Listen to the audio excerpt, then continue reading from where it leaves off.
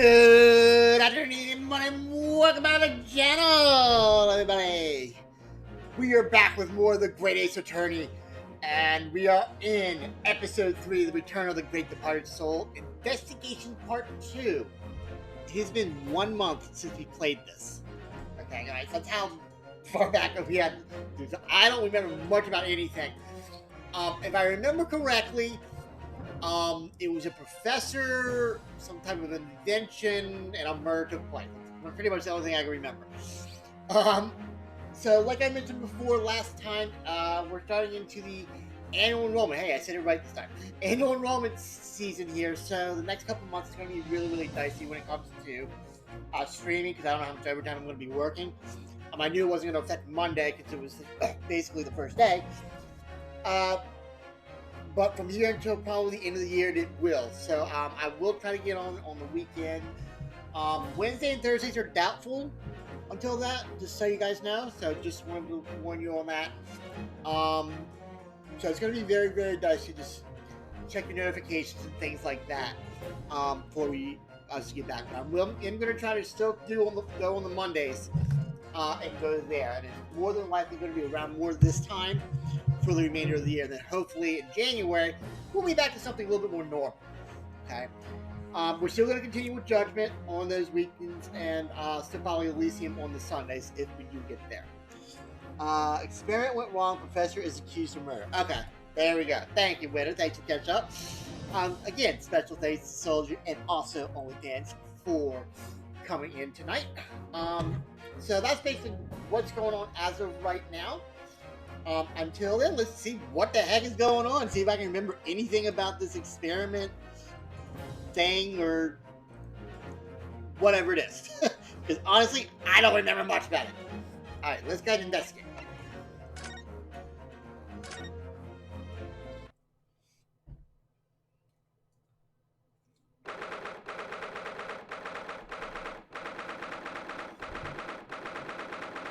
October 23rd, 241, now Hunter's Legal Consultancy. Oh, this room. It's been too long. Hasn't changed in the slightest, though. Yeah, it's been some 6 months, hasn't it? It's a long time for things to stay so familiar. I don't know when you might return, and I want everything to be just as you left it. But it has been some 6 months, it's true. It may not even be the norm, like OnlyFans. Like I mentioned, the annual enrollment is a busy, busy time for the health insurance industry. It is basically, think of it, a 2-month Black Friday, if you can believe it. That's basically what the health insurance industry is, because that's when everything rolls over to 2022 in this case. So you could get plans. That's the best way I can go ahead and say it. It's basically the Black Friday for 2 months, because you're going to have everybody trying to get plans in. It's going to be long hours, overtime hours, things like that.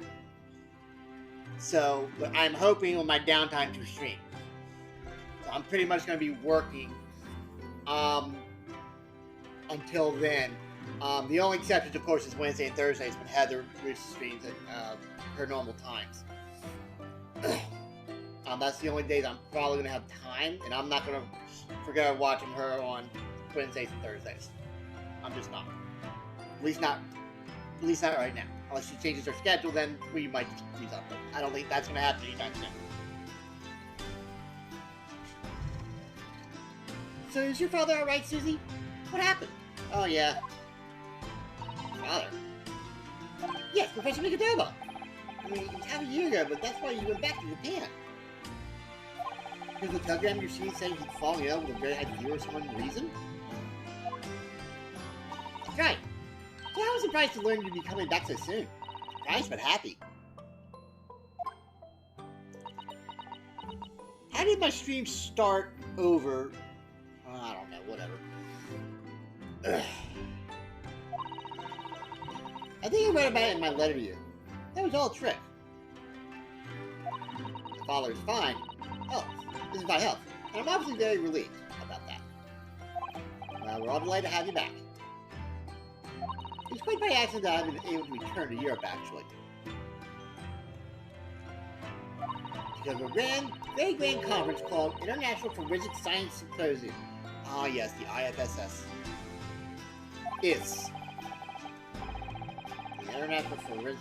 That's the same symposium Lord Strumhart mentioned. Anyway, everybody's taking time. All that matters is that I'm here now. After all, how did I fulfill my promise to you, Iris? Oh! What was her promise? Just tell us everything that happened while you were back in Japan. Yes, of course, I shall. I dressed up like a man. It was really weird. And there's one other thing. Something you wrote in your letter that particularly grabbed my attention. About you-know-who. About Cosmo. I know. I'll tell you all that I can. Alright, let's converse. Oh, by the way, before we do that. Alright, so we have the armband, great exhibition newspaper, experiment sketch. Let me look at these, because I don't remember. Oh, yeah, okay, now I remember this thing. Alright, the Lovely Crystal Tower, Eyes of the World, are the Crystal Tower, okay. Piece of green cloth, a crossbow, photograph of the victim. Okay. Oh, that's a 40,000, 47 British. Hammer threw a wound onto the chest that pierced the heart, inflicted by a sharp.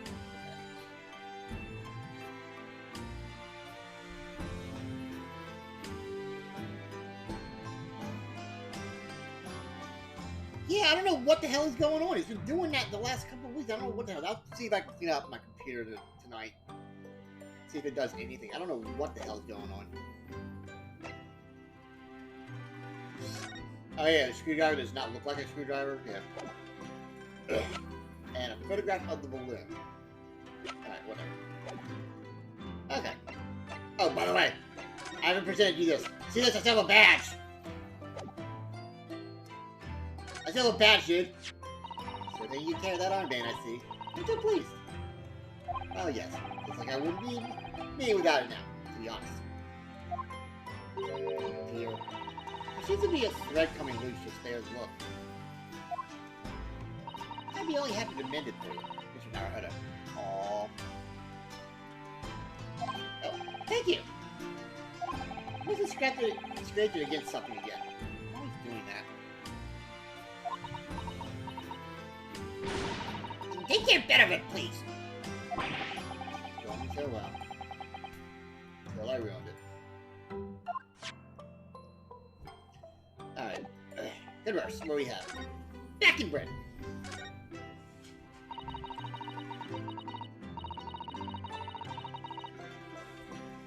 When I first arrived back in Japan, I really thought I'd never be allowed to return to Britain. But curiously, after that awful trial at the Supreme Court, all this mood changed entirely. The awful trial. Oh yes. For the murder of Giselle Brett. Ooh! You dressed as a man then, didn't you, Susie? Oh. Well, yes. Since women are forbidden in the courtroom, I had no choice. I wanted to go ahead and submit it to Disney and make a movie called Mulan, but that was 200 years from the future. I didn't know how to do that. Actually, I don't know if it is 200 years in the future. I don't know, whatever. Wow, amazing! I wish I'd seen it. Don't you, Reno? Yes, I suppose so. I want to play Beauty Lawyer now. I can wear a false mustache, maybe. I don't think any mustache can hide the fact that you're just 10 years old, Iris. Well, then I'll do it in 15 years. Something else I've been wanting to ask you is that. It's about the real reason why Professor Mikado summoned you back to Japan. You said in your letter it was something to do with that comics loot we found in Mr. Natsume's lodgings. That's right. The very large dog collar we found with a bee emblem on it. sees Mr. Master included a drawing of the collar and the report he submitted about his time in Britain.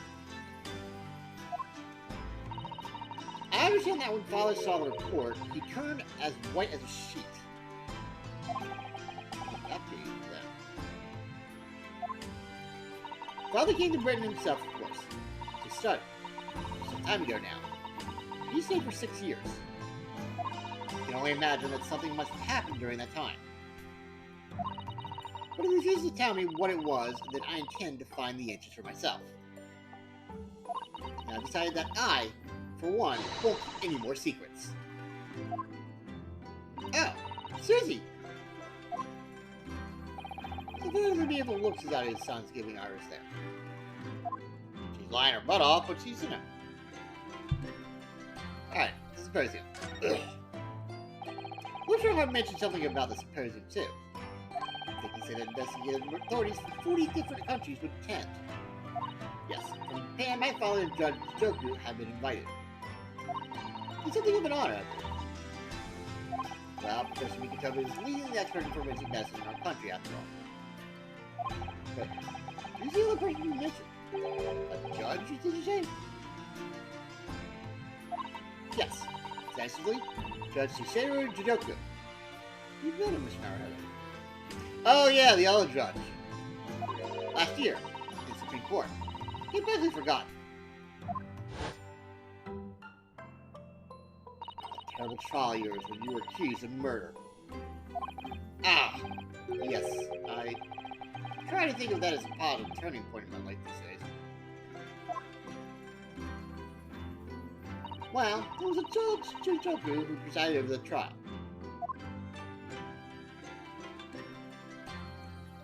If I'm perfectly honest, I'd be happy never to see that man's face again in my life. Oh, well anyway, as Father was invited to the symposium, he agreed to me returning to Britain too. He won't actually arrive until next month, but, well, I couldn't wait. So I pleaded with him, and in the end he agreed to me going on ahead. Yes, about the symposium. Seems as though Lord Strongheart has put in an awful lot of work to make it happen. It's obviously very important. I believe it is, yes. As I understand it, Lord Strongheart organized the entire event himself. I think he's hoping that by achieving exceptional results, he'll get the job of Attorney General, the most senior position in the British justice system. He's able to use his power to create the world's finest policing institution. That's what Father said, anyway. Apparently, it's Lord Strongheart's lifelong ambition. Professor Mikotoba know Lord Strongheart personally, then, I wonder? Actually, Lord Strongheart gave me a long speech all about this very subject only yesterday. But I sort of lost the will to live early on and didn't really listen to much of it. For you.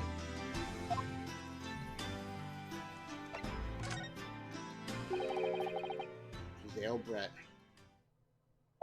The woman whose unforgivable actions ended in me being wrongly accused of a crime I didn't commit. The murder of Dr. John H. Wilson. Yes. Giselle Brett. That's a name I won't forget for as long as I live. The extraordinary thing is, though, it seems it's a name we should all forget. What? Sorry? Since the incident, our government's intelligence services have been investigating Miss Brett. But it turns out the Englishwoman by the name of Giselle Brett didn't actually exist. It didn't exist? How can that be? It was a pseudonym. Her real name was Shin, and she wasn't a visiting student either. That was a front. Front? Who on earth was she then? Miss Shin. Her name is literally all our attention services have been able to ascertain about her. Nobody knows why or even how she came to be in Japan. It's a complete mystery. That makes no sense! It's no easy task to be accepted as a foreign student anywhere. What could the woman have been up to? I'm afraid I really don't know. The only thing we can be sure of is that she has some business in our country that we don't yet understand. When I find out, I'll put it in my junior woodchuck guidebook. I like that joke. I think it's a wonderful joke that I came up with that. And now she's been killed. But all the questions surrounding her existence remain unanswered. I'm afraid so. The Shin. Who on earth was she? She had all this to kill him while he was in Japan? Seems like nabbing him before he left the country would have been easier. You would think.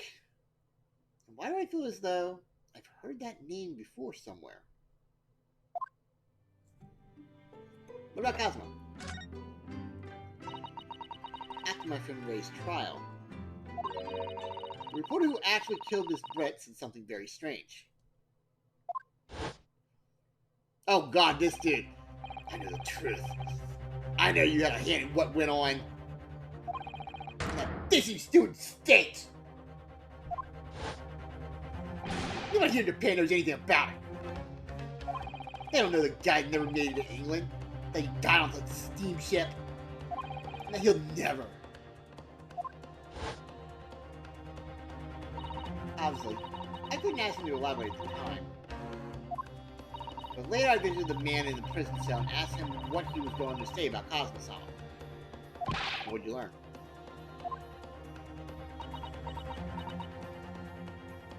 After he died on the voyage to Great Britain, his body should have been unladen at the port of Hong Kong and passed into the care of the consulate staff there. Should have been? Well, it turns out that his body never arrived. It just disappeared. What? Cosmo's body vanished? The government tried to cover the fact up, it seems. They erected the grave of the cliffs by our hometown. Except, Cosmo-sama isn't there. Did Professor Mikitama know about this? Yes. Seems that he did. But he didn't tell me. They're still investigating what happened to Cosmo-sama's body as we speak. I just can't believe it. What is this acute feeling of apprehension I have all of a sudden?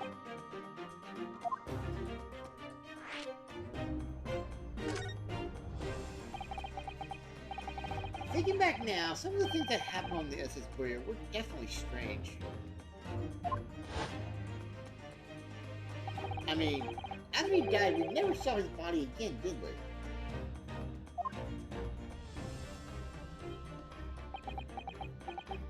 Could it be... Is that still alive? Stop it, Mr. Harder! Too much to bear! I'm sorry, I didn't mean to... Just thinking about the possibility pains me. So very much.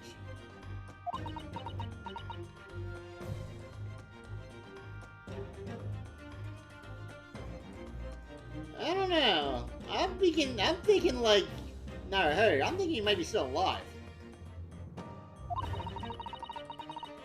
Although, if that's true, what happened on the boat?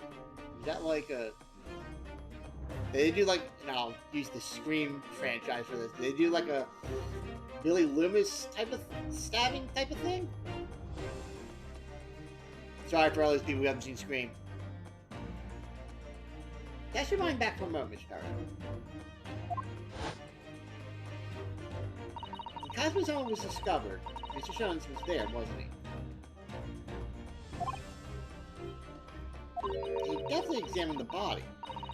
I remember it clearly. Ah, you're right. So if Cosmo hadn't actually been dead at all,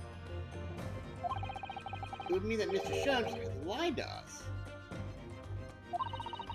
There's no reason why he would possibly have done such a thing. I suppose it's true, yes.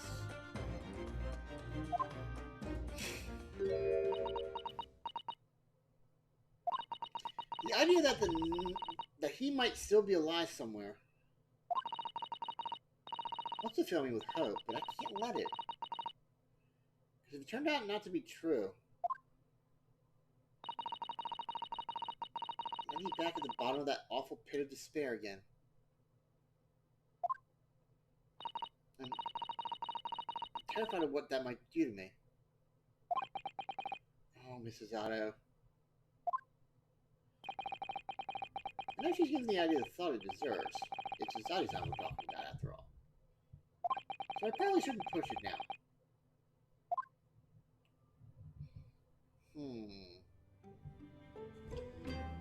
Hey, what do you mean? I used to find myself in guessing tricks like that. I guess you could technically say I was a bit younger when I first watched it, but still. I won't say here, but the one that got me, OnlyFans, regarding the Scream series, was one of the, because there's, for people who haven't seen Scream, I apologize, this is kind of spoiler, but I won't give you the exact names. There's 2 killers in the second one and the fourth one. And one of those 2 killers in both films, I did not get. I got everybody else except those 2. That way, I won't spell too much. And the one in the fourth one really threw me. The last reveal really threw me. I did not see that one coming. Alright. Okay, do we need to examine anything? Oh yeah, let's talk to Iris. Hey Iris. Let's be about a year ago now. I wrote a really long story based on some of my father's notes. It's about one of Curly's greatest exploits. I call it the Hound of the Baskervilles. Probably one of the most infamous cases for the Conan Doyle Sherlock Holmes realm. But then, Mr. Jones forbade you from publishing it. And put the major somewhere nobody can get their hands on it. But is this going to reference that, I wonder?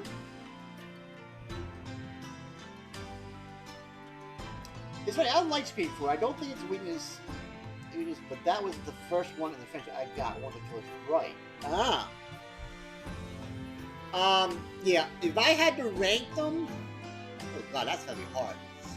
I would say Scream 3 is the weakest.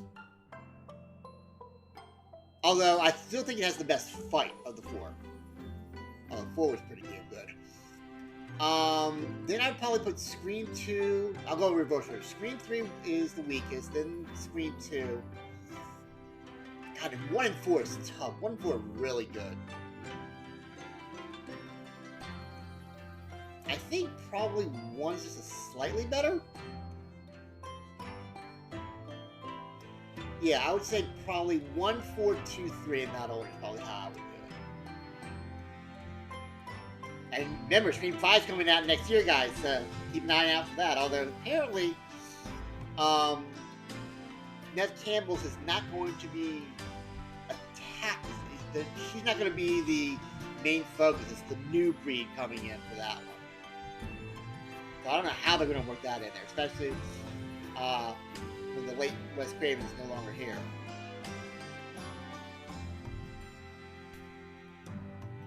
And anyway, and put the manuscript somewhere nobody could get their hands on it. We should have talked about this on October, by the way. I didn't even think about that. Anyway. Yeah, I know. That's actually a film I do want to see. I don't like to see too much TV anymore. Because, you have Netflix and Paramount and all these streaming services now, so who the hell has cable anymore, really? So, it's really, really one I do want to see. I might hold off a little bit, though. Wait for it to die down. Okay, anyway. And put the manuscript somewhere nobody could get their hands on it. So nobody knows anything about it apart from Hurley and I. But for some reason, you knew the title of it, didn't you, Susie? Oh, it's so exciting! The Hound of the Baskervilles! I'd love to read it. You wouldn't tell me how you come to know it. Yes. But I made you a promise that I would explain one day, didn't I? I think it's time. Oh!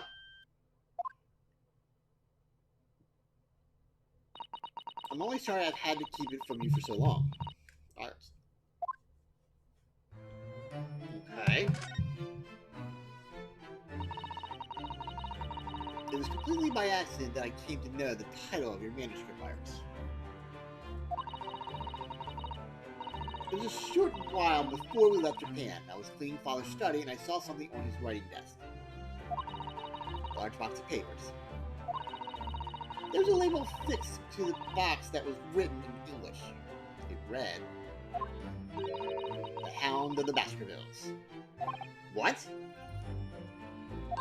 A Baskerville story? Of course. I had no idea what it was at the time. The father came in and... Fiona, what are you doing?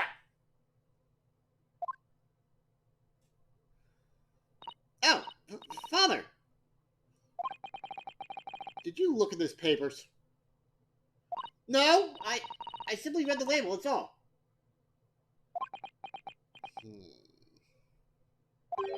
Well, put it out of your mind. Sorry? Forget that you ever saw it, and certainly don't tell anybody else about this. Well, Screen's trademark is taking a stab at the horror trends of each movie year, and they're doing that thing where they aren't marketing it as Scream 5, although clearly a continuation, and those movies are usually big shifts, such as Halloween 2018 introducing the extended Strode family, so it's a thought. Yeah, you're right. Yeah, they mentioned a lot of movies in those. The one death that pissed me off, though, and I'm sure it pissed a lot of people off in the Scream series, was Randy's. That one really pissed me off. I mean, he's a great cameo in 3, but man, he should have survived in that. And I think they even said, if I think Wes, he said that even later on, that was the stupidest thing he ever did. He should have kept him alive. Yeah. And they had so many leaks on that second and third one, I think it was. And it didn't help with the third one because that was when Columbine happened. That they had to change a lot of things. Because I know in the second film, one of the killers, it was going to be... No, I won't say it because it's spoiler territory. I won't say it. But let's just say it was supposed to be somebody else. That's all I'll say.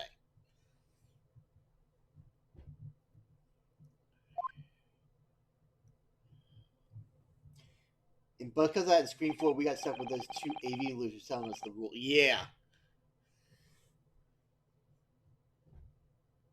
But what was Iris' manuscript doing in Japan? I have no idea.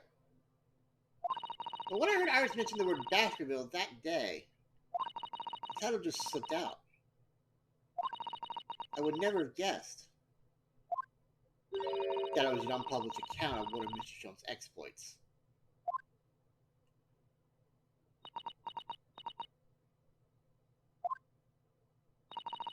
When I returned to Japan, I asked Father to explain, but he refused to answer any of my questions. And there was no sign of the big box in his office. What the hell is going on here? Alright, we stumbled onto a big plot here, apparently. That's really all I know about it. No doubt that Father has a very good reason for being so secretive about it. But still... I made up my mind to explain myself to both of you.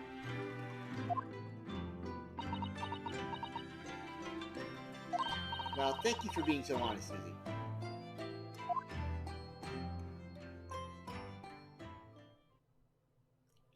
So, Mr. Naruhodo, I'm ready to start investigating if you are. Commit every detail about the case to memory. And Iris is telling me about the disturbing happenings at the Waxwork Museum as well. I almost titled the stream Wax On, Wax Off, by the way, for this. I remembered something about a wax museum, but I couldn't remember what it was. So, we're fully impressed with the situation already. Expect nothing less, to be honest. I would think our first port of call should be to investigate is Mr. Drebber, the engineer responsible for building the elaborate machine that was used to effect the extraordinary trick. Yes, a conjurer of sorts, by the sound of it. Well known in the field of science and magic. Then we need to go and rest him. Okay, don't flip me. Don't flip me. Well, yes. We must know the truth behind this case. So I agree we really do need to find the man. Okay, whew, good. Woo! Sounds like it's a case of tracking someone down. Which is a job for the police. Or a great detective. Are we supposed to guess who she might be thinking of? We don't have much time, so we need to get started straight away, I think. Good idea. Well, best of luck then. Oh, not going today? I'm going to Brixton Road shortly for the herb market. Let me know later on how you got on, won't you?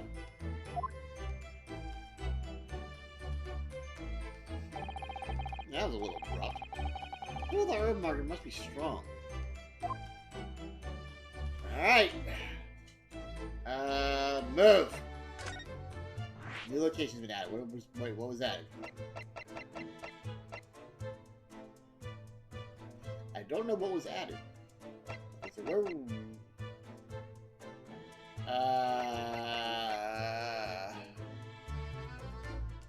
maybe, well, see, we talked about Strongheart in this... and that, so maybe it goes there? Yeah, we'll go there. Whoa, who are you?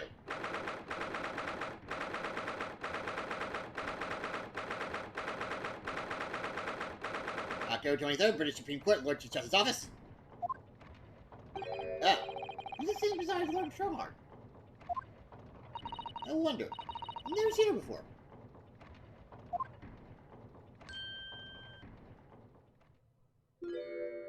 Ah, young champion of the court. You had success this morning, I understand. And you've thrown the entire government into disarray as a result. Oh. You mean because of Professor Harebrain's experiment? She had decided to demonstrate at London's great exhibition. The country's been made to look foolish, and now politicians are scrambling to respond. The Red Seas is in the White Hall as we speak, giving an emergency briefing. Oh dear. I didn't mean to cause any trouble. None of this is your responsibility. The government is entirely to blame for having been taken in. The special dispensation that prevents investigation at the scene will be annulled later today. If that happens, my forensic investigation team will move in and deal with that scrap metal in no time. Scrap metal now, is it? Until later, Lunchstruck. Okay.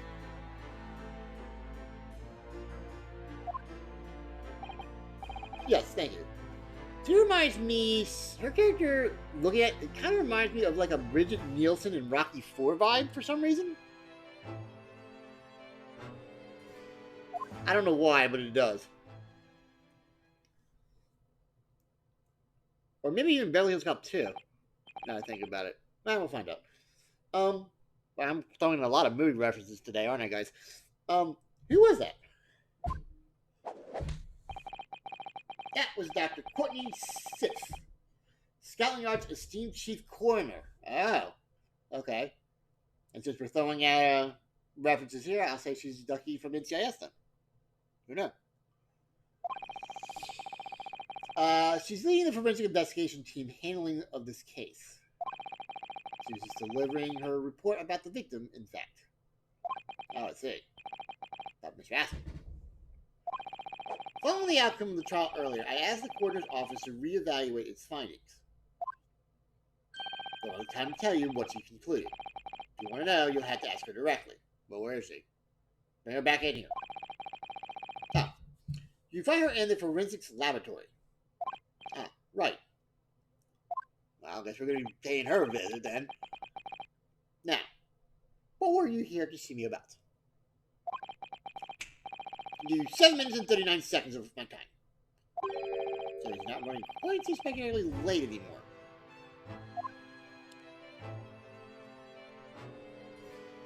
I always wanted to wait since I saw his whole time thing, I always wanted to wait just barely out of his time alive to see if he would just do something. That would have been a cool twist to have him walk out or something if you took too long to ask whatever it was you asked. I don't think it would ever work, but I think that would have been a cool twist. Alright, the forensic investigation team. What exactly is in the forensic investigation team that you mentioned before? The British Empire's police force must become the most exemplary in the world. For that to happen, it's imperative that we embrace forensic science and everything it has to offer. We created the forensic investigation team a year ago now. Unofficially, of course, to pave the way. Goodness, a year ago? At next month's symposium, I intend to present the results of their work to the world. Once I do that, the House of Lords will be powerless to oppose the creation of a full-scale forensic division. As that happens, the position of Attorney General will be mine, and criminals will suffer dearly. What do you mean? For too long, those scoundrels have made a mockery of our legal system with false evidence and bribes. The London scum is about to be rounded up and burnt in the fires of hell. I intend to see to it personally. By creating the finest police force the world has ever known. To protect our honor and our future. Look at his eyes. He means every word. Dr. Scissors is an extremely reliable coiner. When I officially establish the forensics division at Scotland Yard, she will run it as my right-hand woman. Oh, God. Now then, speaking of the symposium, Miss Mikitova, I just got an Ace Attorney original flashback with that line. By the way, that will be our next LP. Alright, guys, we will be continuing the Ace Attorney stuff. But like I mentioned before, we only have the first 3 on PS5, thanks Capcom. So, we will be missing still half of the series, unfortunately. Oh, yes, my lord. Your father should be on high seas as we speak, making his way here to represent the Empire of Japan. Yes, that's right. I understand he will arrive at the beginning of next month. Are you acquainted, Lord Trump? With Professor Mr. Kotoba, It was many years ago now, but yes, I remember Dr. Mikitova very well.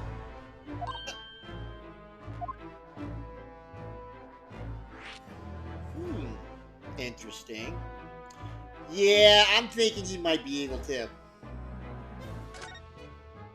And just the way you said that line. In my memory serves, it was some 15 years ago now that your father came to Britain as a visiting student. It was the year I was born. So yes, 16 years ago, exactly. Mikitova was a young practitioner of forensic science. Dugoku accompanied him as a young, promising judge. The punctiliousness and politeness of the Japanese at the time impressed us greatly.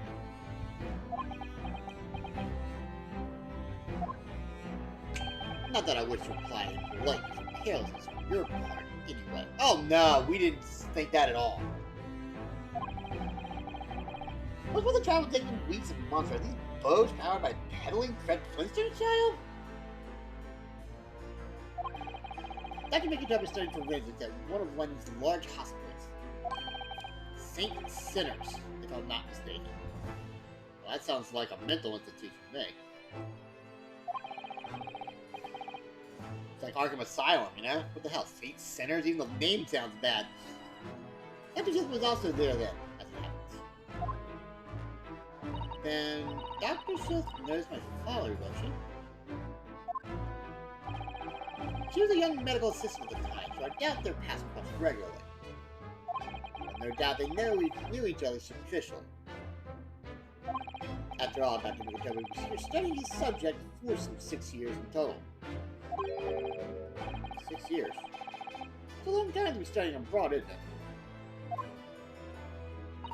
I lived with my grandmother for those years. They left his newly born granddaughter behind and went overseas for 6 whole years. It was a rather troubling time at home. Oh? Perhaps father wanted a reason to get away. What do you mean? Why?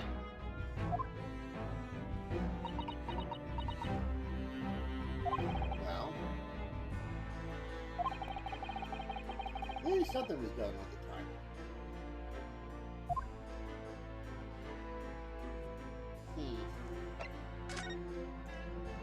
I wanted to ask you about Lord Benzies, actually.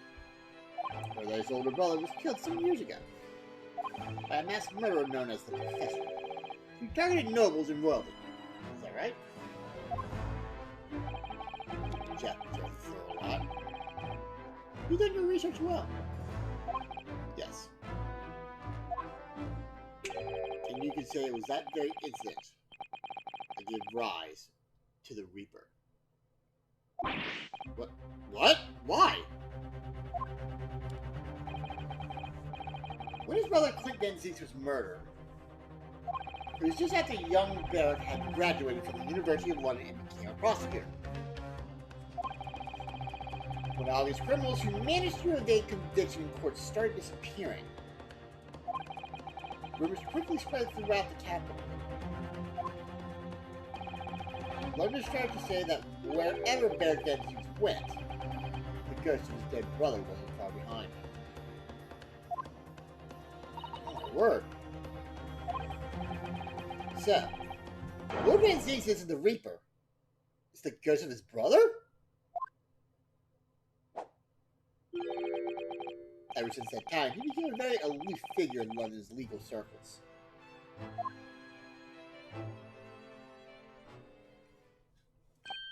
Oh yes, Lord Strongheart.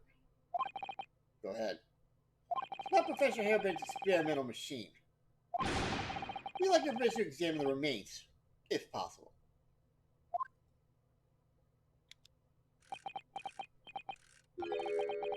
Are you well versed in science, though? Not the slightest. That you was barely aware of the subject at all until recently. Well, the special dispensation legally preventing investigation of the machine is currently being developed. Within a few hours, Dr. Sith's team of forensic experts will begin their own investigation.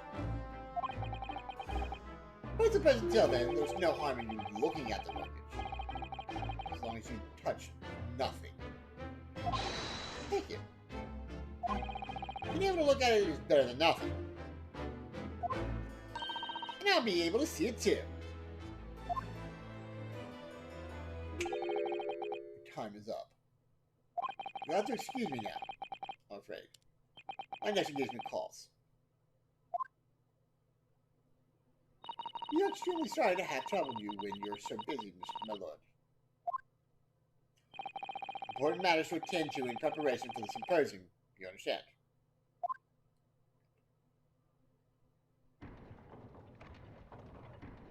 Okay. New location's been added.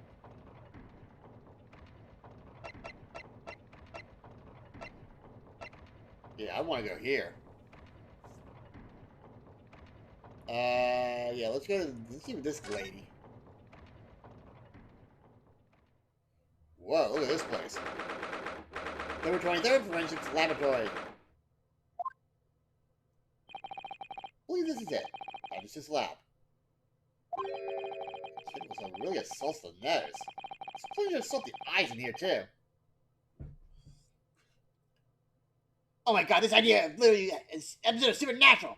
The ghost of the priest that was murdered was inspiring people to kill potential runners, telling them it was God's will. Looks as though the doctor isn't here. But we're here now, so we may as well do some sightseeing. Don't you think? Let's season judge you become Mrs. Otto. We could just have a little look around. Be careful not to upset any restless souls. Alright. Let's start from left to right, okay? We got something on the top here, literally the top left. Those large jars seem to have pale things floating around inside them. Because they're fruit liquors or something. More like the pickled Umaboshi plums we make back home. Other jars like that in his laboratory as well. But they are human organs in a preserving solution. All these examples of some rare medical condition. Mrs. Otto, there are some things in the world that it's perfectly fine never to know about. Ever. Oh! So as I said, I'm sure the fruit liquors are in Umaboshi, aren't they? Of course. Get a little scared there, Naruto? Okay. Anything down here? Oh. Got some tools. Typical set of sharp tools. When you consider each in isolation, oh, it's quite innocent. So why is it that when you put them side by side, they seem so horribly disturbing? Might be best not to ponder too deeply. See, the large tomb that's opened on the desk does make me wonder, though. How can anybody concentrate on bookwork with this acrid odor of chemicals in the air? Either have to have cast iron constitution, or a really terrible sense of smell. I actually have the latter because while I do have a sense of smell, I consider myself having 4.5 senses. It's easily my worst sense out of the 5. What are the bottles on the shelves in these cabinets? What are assortment of chemicals? These ones here are labeled highly toxic. Ugh, that's worrying. Because there are also things that look like salt and pepper shakers in there. Oh yes! And they actually say salt and pepper on them. Doctor probably spends a lot of time in this room, I suppose. Actually, his meals here sometimes. Life goes on. Even when you're surrounded by death. That's not creepy. Alright, anything on the table? No. Wow, I thought this might be something, and this is apparently part of the bottle thing? Okay.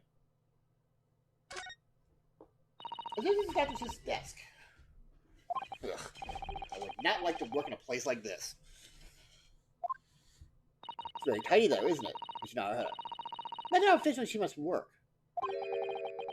The lighting is poor, which is bad for the eyes, and the chemical smell can't be good for you. Not to mention the skeleton watching over you as you work, which is definitely bad for the nerves. Well, yes. Those are valid concerns, I suppose. I can do some about good with a one-eyed Dharma doll watching over me, but that's all. Alright. Well, speaking of the skeleton, look at this! What is a display case? The fairwood has been polished to a high sheen, and the intricate carving is a joy to behold. Long after the thrill of living is gone. Western cabinet makers really are very skilled, aren't they? You have nothing to say about the skeleton inside, Miss Naruto? Mrs. Otto? Can you tell that I'm trying very hard to avoid talking about the terrifying contents of the case? How I cope. I'll be sure to remember that from now on. Is that a bird up there? A raven, maybe? Oh, why not the owl? Oh, it's a crow. Okay. That looks like an owl and a crow up there. I know. They haven't even twitched since we came in here. Oh no, they wouldn't have. The taxidermy mounts, Mr. Narahara. I figured we were going to say that. I've been trying very hard to tell myself that they're just sleeping with their eyes open. Yes, I think perhaps you were wise to put something like your Dharma doll on display in the office instead. Alright, so I think... Anything over here? Alright, I think we're done here, guys. Okay. Move. Where do we go to? I wouldn't think we go here yet.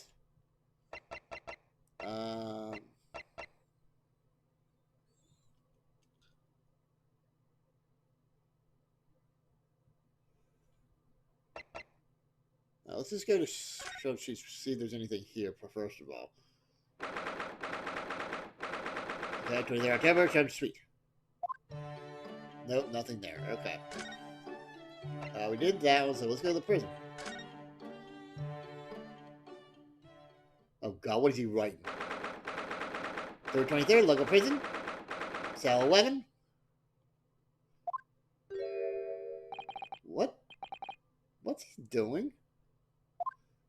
He's... Oh my! Oh, wall cell's covered in mathematical equations!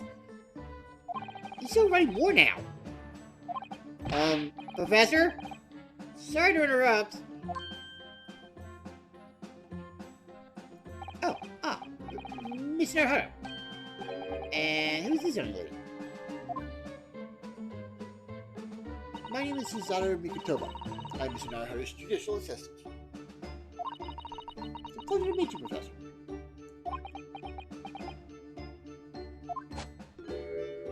Oh, if only I met a fine young woman like you sooner! None of this would have happened. No, that's not logical. It makes no sense at all. Dear, turn my presence here upsets you. I even apologize to you, Professor. They managed to deliver what I promised you I would in the court this morning. Oh, no. The whole thing, the whole miserable affair. It all happened because I've been such a complete and utter clot. Does it have brain?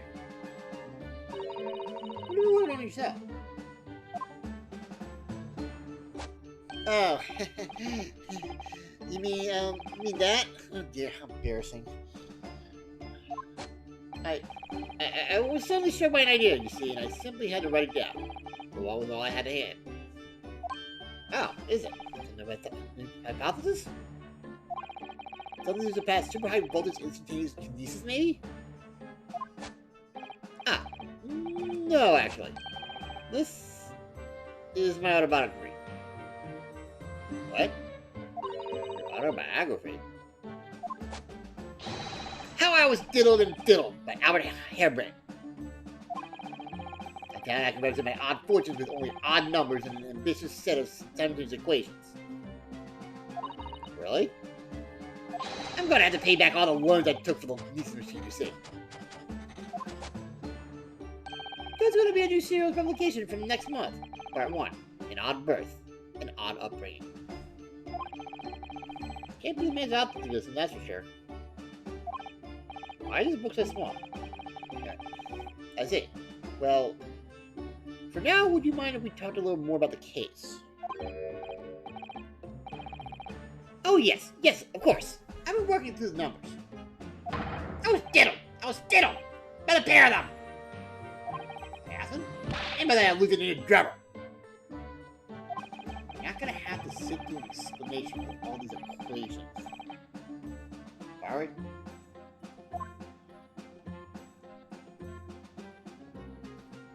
Okay, converse.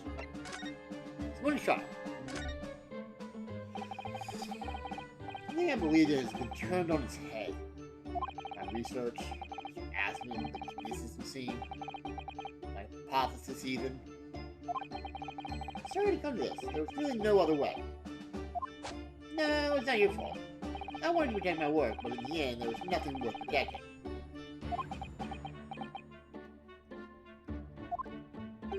It was never my intention to deceive anyone. They want to trick the public. Of course you did. In the court this morning, I realized something. Oh? You've done something wrong without knowing it. You should have done something wrong. Logically, it makes no difference if you were aware of it or not. It was just a poor excuse. The blame still lies with me. Professor. He believed in me this morning, you know. Very good. He believed in my hypothesis. Well, I think that was just a necessary factor in the prosecution's establishing its case. No, Derek wouldn't do something like that. I'm sure he genuinely believed it. Did he?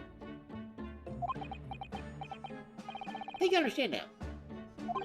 Why it was that you decided to take on the prosecution in my trial, I mean.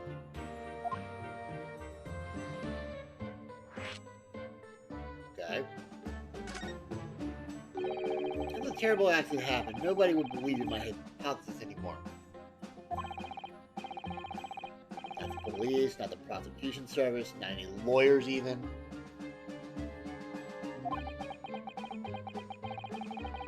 I feel like I dealt some kind of finishing blow there. So if any other prosecutor had taken the case, if it was anyone other than Derek, I'm sure the prosecutor would have declared my complete and utter nonsense. And in that case, you would have been declared a fraud yourself, Professor. Exactly. Which would have been a fate worse than death for me. But Derek insisted that I was a proper man of science from start to finish. You think that's why he... I know him very well indeed. He's an extremely kind-hearted soul. But that extremely kind-hearted soul... And all morning trying to paint you as a murderer, didn't he? Well, admittedly, that part of the album appears to have some flaws in it. What about the whole Reaper side of things? How does that fit in with the kind-hearted soul idea?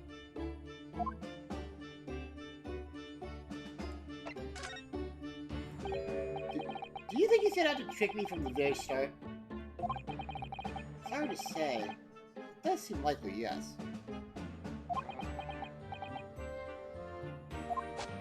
When I first met him, he introduced himself as a wealthy financier. He looked over the paper I'd written. He said my work would benefit all humanity and must be pursued. He was so enthused. He was so empathetic. But in reality, he was the mastermind of some vast criminal network, it seems. I still can't believe it. As the machine was essentially a set of decoration for some stage magic. It probably didn't require a large amount of investment, actually, according to my junior woodchuck guidebook. Finally got it in there. Thank you, Susanna. The scale of it wasn't just some small trick. It was a very elaborate feat of deception. All young scientists are full of hope about their burgeoning ideas, full of zeal. There wasn't any money! We want to do research, we can afford it! You're sick on barely legal part-time work to try to earn just a few music pennies to carry on. To go through all of that, only to be taken for a complete fool. Too rotten to believe. It is, I agree. And that's why we have to find those responsible and bring them to justice. Jasper's no more, of course. Which leaves only the engineer. Mr. Enoch Trevor.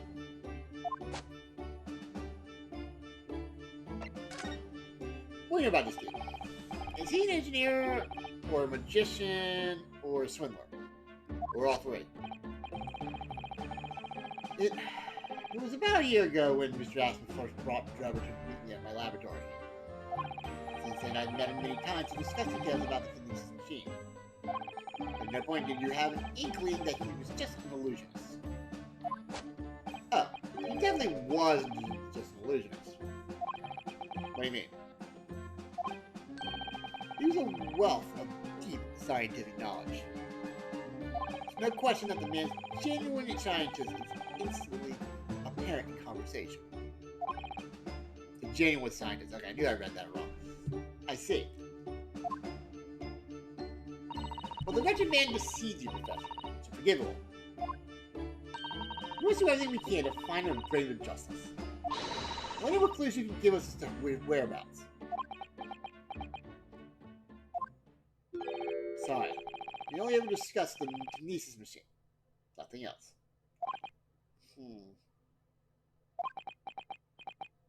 Although, just once, I did visit his workshop.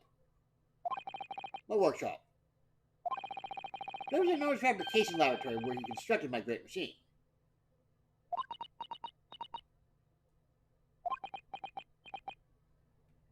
Why? What did you mention this before? Not Trevor's workshop. There's every chance we might find the man there. Yeah, what? Tell me more about this. So you've been to Trevor's place of work, then? Yes, just once you understand. It was an enormous place. Plenty of room to construct the kinesis machine, you see. Where would you find it? I have to go there once.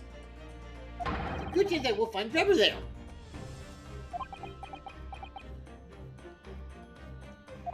Well, yes. Definitely. I'm sure. As in, I'm sure you're not going to want to hear this. What? But I have absolutely no idea where the workshop is at all. Of course you don't. Of course you don't. I'm so sorry. I was more than half expecting that. You see, I was blindfolded in the carriage the entire way there.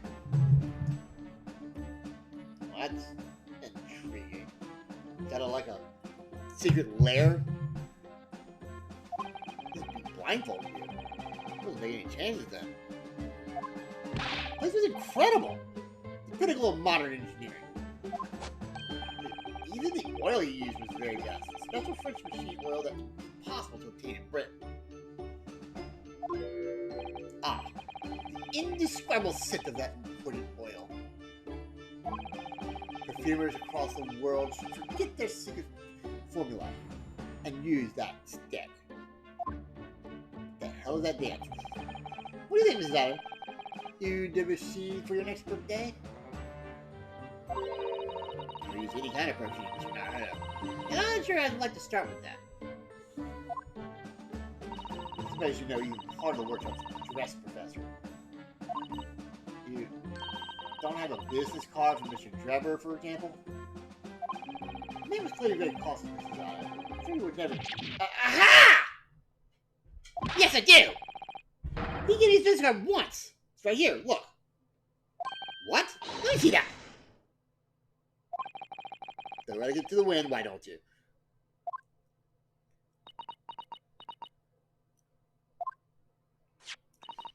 Enoch Trevor, engineer. I'm afraid that's all it says. There's no address. No. Oh well. I'm surprised. So this could be useful. Trevor's card was Enoch Trevor's business card, though it shows only the man's name. There's no address. What about the back? Okay. Trevor done that. Let's present.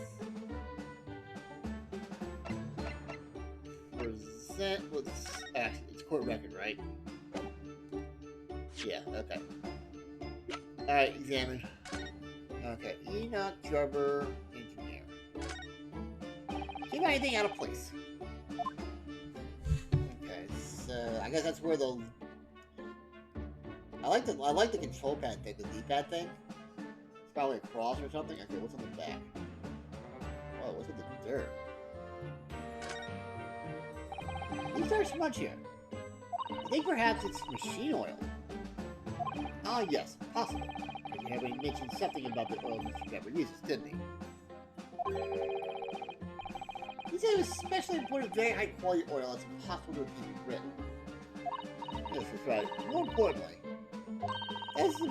that's more fragrant than the finest perfume. So excuse me for a moment. She's just rubbing it all across her body. Do I look hot now? Oh, it doesn't appear to have any sin at all. Don't worry, I expect that's just because there's such an agony about people. The young driver's card has been updated in the court record. So your driver's business card, which has listed no address in the end, there is a smear of machine oil on the reverse. Okay. So let me see the people again. Okay, so we have Cesare 16, Iris is 10, Holmes is 34, Stronghold is 53, our victim is 47, Verified is 33, the Masterman, we don't know, Hairman is 33, Gina is 18. Wow, she's actually older than Cesare, okay. Okay, so we have Rex is 45, Tuspel is 26, Lune 42, the Bohemian Boy is 11. Oh yeah, that kid. And Courtney Sith is 39. Alright, Scotland Yard Corner, leader of the first investigation team, and one of Lord Charlotte's most trusted allies. Interesting. Alright, let's move. Yeah, let's go to the stage. Let's go to the stage.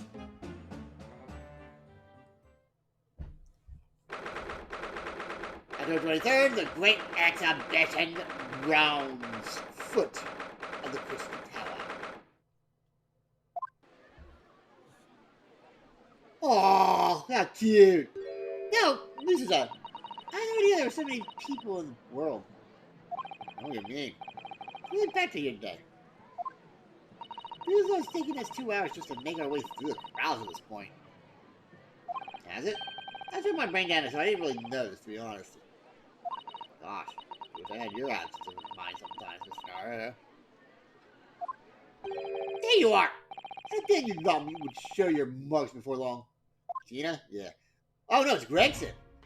Oh! Dr. Gregson! So you're hard at work as usual. Warm greetings to you. I hope you've been keeping well since we last met. With all the ceremony. You saw each other in the court yesterday morning. Not you, Sunshine. Gentleman is so loyally at your side. Oh! Well, thank you, Inspector. How good of you to notice. Be a bit rough around the edges, but he's still a proper English gentleman at heart, I suppose. As you probably guessed, we were hoping to visit the scene some more. Right. Well, that's the young trainee's domain. Oi! Get it, Gina! Oh, how cute!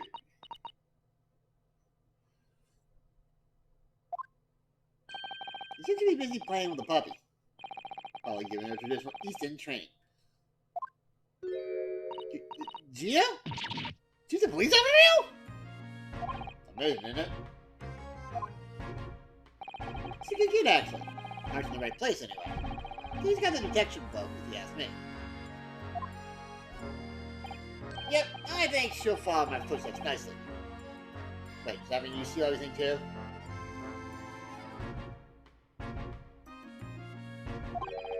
What do you mean? I'm being transferred. Time for me to say toodaloo to London. Oh shit, you're leaving? Oh, really? That's a bit sudden, isn't it? I had no idea. Why are you leaving? Are you gonna be patient then? Come see how you're getting along. Not likely. You're welcome to try. If you want a trip to France, that is. He's being transferred to France? Alright, so we have Japan, France, and Britain involved in this whole thing. I've noticed in this stream. So are all three countries going to be part of this at the end, I wonder? France? I'll be working at the Paris police prefecture. Could be right up my alley. But France? It's a totally different country! I don't understand. Why would you be sent there? That's the way the adult world works, Sunshine. And don't go poking your nose where it's not wanted.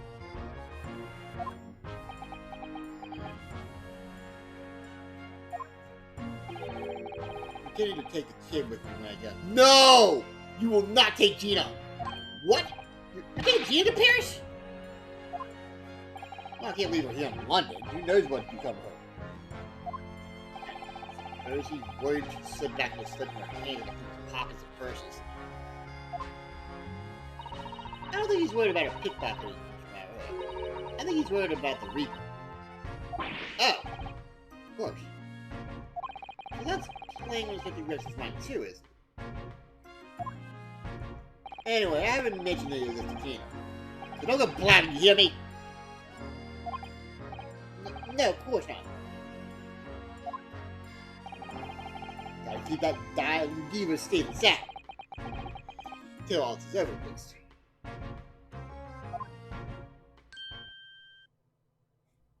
Oi!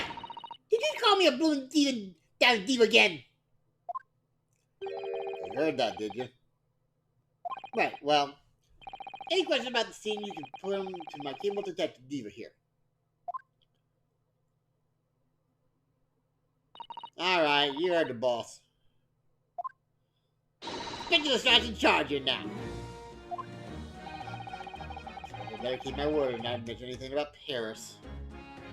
That's gonna suck if she's gone. I loved her character in the original. So, Gina, you got a new dog, have you? Oh, how cute! Isn't he great? Tell me his name. Oh, I don't like him. He's absolutely adorable. Yes, dog does seem lovely. It's not so lovely to question is playing on my mind, to be honest.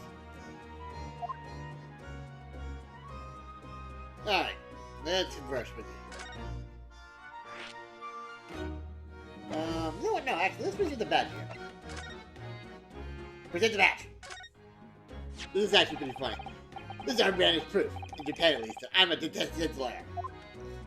And this badge is proof that I'm a detective. You're all gonna have to start calling me Inspector Lestrade. In that case, you'll have to start calling me... Oh, shit. Well, anything but Odo. I can call you Defender Nara Odo if you like. But don't really trip off the tongue.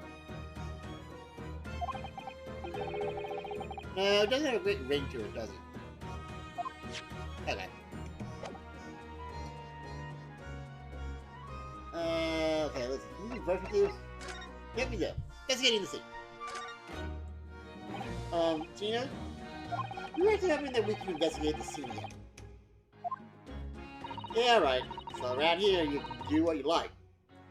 Oh, that's alright, is it?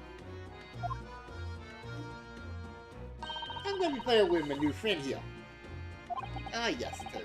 Aww. Gina explained much through the top of the stairs, I presume. Okay, I haven't seen it yet, so if you don't mind... Sorry, I can't go up there, Suze. Oh?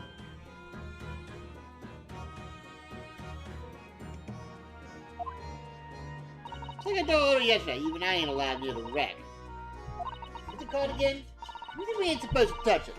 It's a special dispensation for Scientific Equipment Act? Is that what you were thinking of? That's the one. That's why only them lot are allowed to investigate it. What's it called again? That forensic something... Sounds like a pitch for a really bad spinoff. The Forensic Investigation Team. Fit. Over there? That's the one. Yeah. Isn't it the case that the special dispensation has been lifted? I think so. I don't really get him to be truthful with you.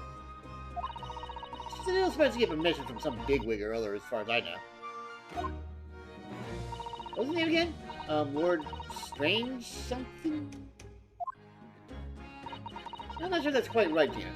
I think you mean Lord Strongheart, perhaps. That's the one! Yeah. Apparently he's always watching the time or something. Yeah, he really is. Actually, we just recently been to see Lord Strongheart. Eh? You what? You met him? It's time to call to go and see him. He waited for 3 hours at the clothes office and came back sniveling. Tragic. Well, Lord Strongheart has given us permission to examine the scene as long as we touch nothing. Oh, yeah? Honestly. Alright, you go ahead. If it turns out you're lying, the boss who gets it. He'll never eat another chip again in his life. But I still get the fish! Not Lord Strange. Not Mr. Strange or Dr. Stephen Strange? I don't know. So, still saying all this above board, are you? I'm sure everything will be fine. A little bit tragic. Alright then. Then the stairs. Off we go. Oh, thank you, Gina. Alright, hold on a minute, guys. I'll be right back.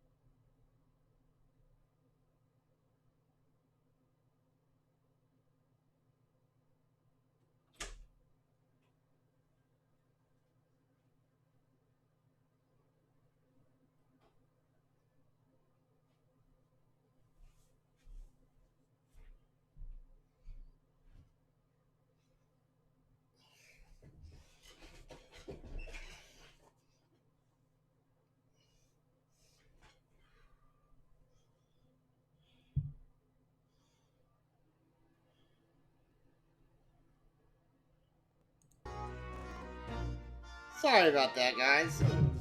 Weird happened in another room, so everything's taken care of. So let's get back to it. Sorry about that. All right. Where were we? Oh yeah, we're still conversing with you. All right. Great shot. It was great, wasn't it? I had a right laugh. The new one will need that. You know, being going on, not spending the whole time worrying nothing about to be found out. You did keep an awful lot of secrets in your previous court appearances, didn't you? Yeah, and it always made things hard for me every single time and all. It's still my job, Gina. Watching someone else get it in the neck is a lot of fun, actually. It's amazing when you show that dodgy professor's dodgy experiment with a total fix. The dodgy professor, as you put it, Gina, is Mr. Howard's client. Yes, starting to wish he wasn't there. It's the boss I feel sorry for. Should have to do the impossible. What do you mean? He's supposed to arrest that other cove, ain't he? Any time for tomorrow? No, the dodgy engineer. What's his name again? Mr. Trevor, you mean? You know Trevor? That's the one, yeah. The police are looking for this mysterious man with the black monocle. Yes, it would be. Not too much on the boss, if you ask me. He doesn't give them gutting. Oh dear. I do wonder if that isn't actually from all the fried food. And he does eat a lot of that stuff. Did you know his whereabouts? So it's telling you are trying to track down Mr. Enoch Drever. Wonder if they had any luck. He's real funny looking. Got two eyes, but don't match. Stole a glimpse of a picture of him earlier. I mean, I didn't actually pinch it enough. What else got it? Like who? You know, that scowling reaper looks always lugging down glasses of bloody red plunk. Ah, look at these. He's always added in for me, that cove. Or what he's always scowling about in mine. Well, it would have been a pretty good boss as it goes. You know, the Reaper's apprentice and a detective trainee? The way I see it, the choice is between a ship-guzzling detective and a chalice-lugging demigod. You're equally badly off with both. But you're right. I thought of it like that. But that one's bad. Anyway, the point is, everyone at the yard is dead set on finding a fishy engineer. There don't seem to be no clues go on, so they're stuck. They'll not lead us to grab it at all. Toby! Yeah, let's talk about the puppy. Where'd you find the little mutt there, Gina? Little mutt? Oi! Don't be playing rude, Otto! I'm with you on that one, Gina. Funny reaction, don't you think? No! He no mutt, alright? Toby's... How do they put it? Oh, this is a good boy. Oh yeah, a boner. Oh god.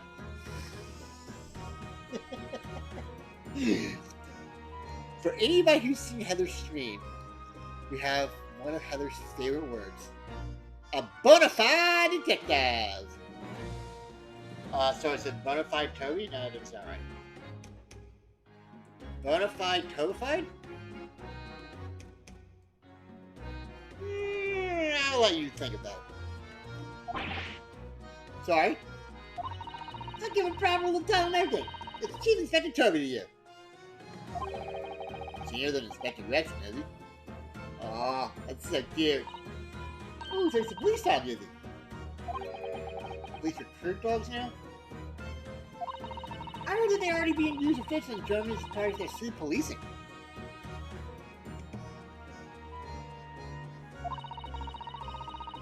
They're used for chasing criminals and such like. They have a wonderful sense of smell, after all. I have a really good sense of smell myself as it happens. The undergarments have been freshly laundered from undergarments that haven't. That's nothing compared to this little fella, Oda. Oh, really? Couldn't do what the boss said. Well, some of you's got a good whip of your drawers.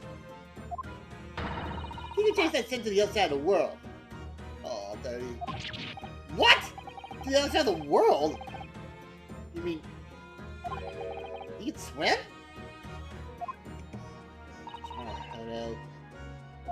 I think you may miss the point by rather a wide margin. I just can't believe this little dog has such an incredible skill. Tell you, Oda, there's gonna be more and more dogs doing their bit for the police in the future. Yes, I agree. Right. When these days, they'll be barking orders at us a lot, not the other way around. Here. Sorry, Dina, I don't think I agree with you on this quite that much. Well, anyway. Whatever you think about that, tell me here is Britain's first police dog. I met him down in the East End the other day. So when I just checked him out on the street. Holy fuck! Fuck that person, whoever that was. Well, maybe a 3-0 would be a better cop than Rex. Just saying.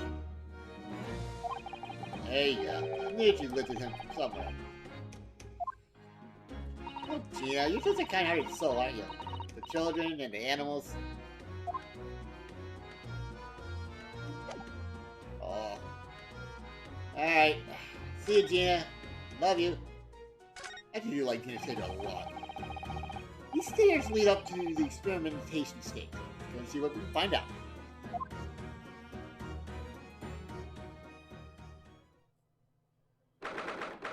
October 23rd, the Great Exhibition Grounds. Experimentation stage. Oh my! So this is the machine? That was used to see people when the instantaneous kinesis had taken place? Yes, that's right. Or rather, it was the machine. It's a little what for where at the moment. Extraordinary links Professor Harebrain went to in order to obtain the research grant. No, no, no. Professor was tricked as well. He didn't know anything about it. Yes, of course. It's amazing, though, isn't it? The scale of the whole affair is so very British. Right about that. You've never seen such a grand deception in Japan, that's for sure. Oh, look! Is that... what? Oh! Birdman Seeks? What's he doing up here? So I think we're more or less done here, aren't we? Shall we, Mrs. Ada? Already? He is the Reaper, remember? We do want to keep our distance, I think. We have permission to be here! From the top! We're perfectly well allowed to investigate the machine. As long as we don't touch anything. From the top. Do you mean Lord Strongcore? Exactly.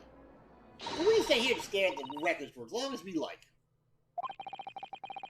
If it had been at the center of the explosion, and it would have been her steel will. Been her steel will. Alright, let's... I'm assuming we gotta examine something. Okay, let's talk to see Dr. Van Zeke since he's here.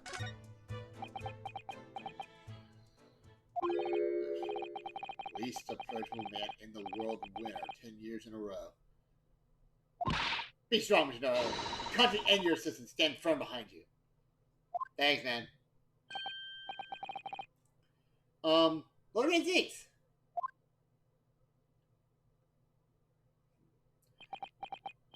What? Well, beautiful weather we're having here, haven't it?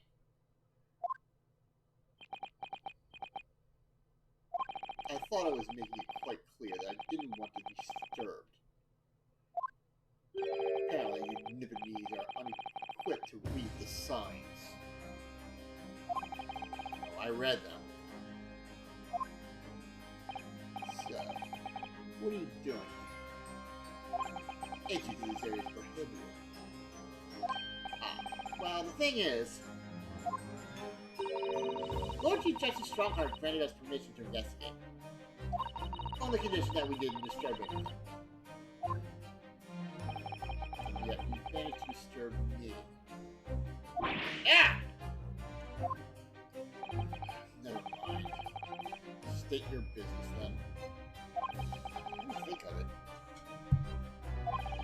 What are the things I'd like to ask what Ben thinks about?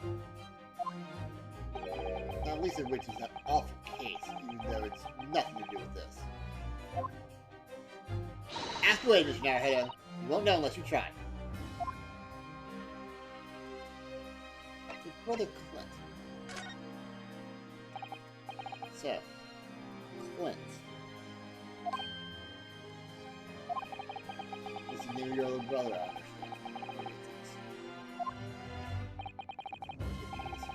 Always have to be on guard whenever you're around.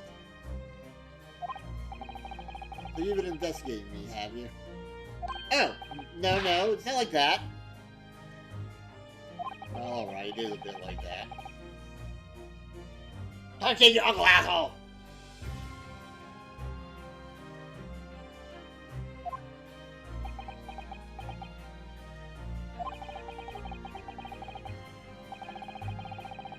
My older brother was also a prosecutor. He was a pride of the Van Zeke's family. Tragically, a vicious killer took him from us. The professor, you mean?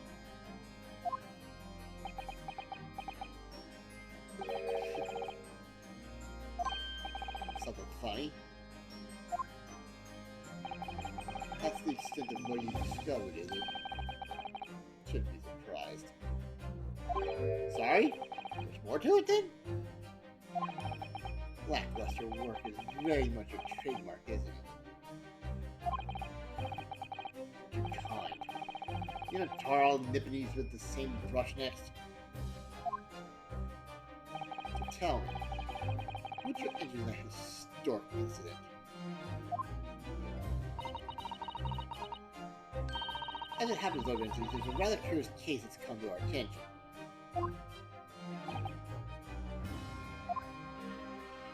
Are you aware of the Madame Tussauds Museum of Waxwork by any chance?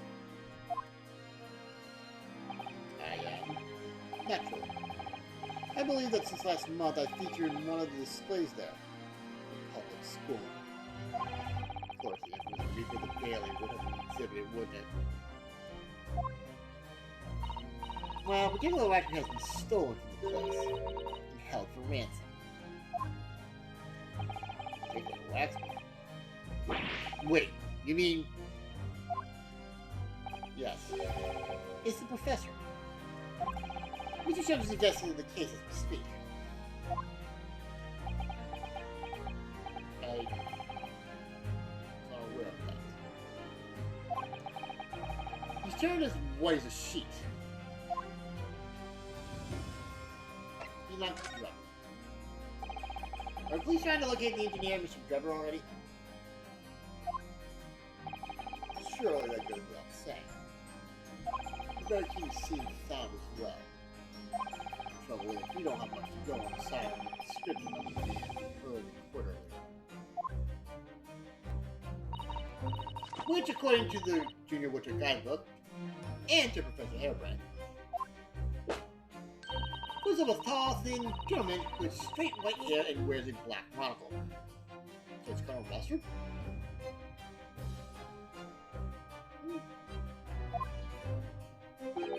So, I was just wondering. I mean, I realize it's probably not possible, but do you very much appreciate any more clues you can give us? Wow. Good stuff. We gotta take the bull by the horns.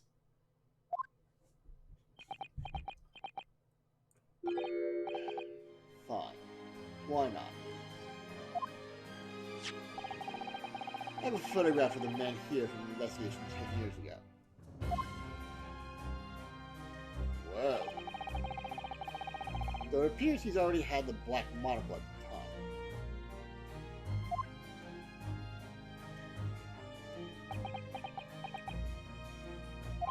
What? Oh. No. Nothing. I was just surprised that you shared that with us. We all need the man's testimony in court tomorrow. you do everything you possibly can to track him down in the short time available. So why wouldn't I show you this photograph? What is it about little Gonzales? Sometimes I just can't work him out at all. Photograph driver has been entered into the court record. Photograph print of the engineer mission net driver is hard to make out, but he appears to be wearing a monocle with black glasses.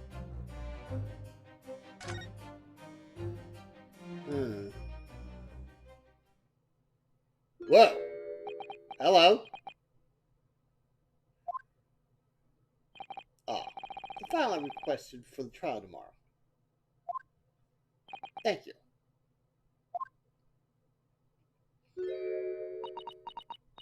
Desire? You alright?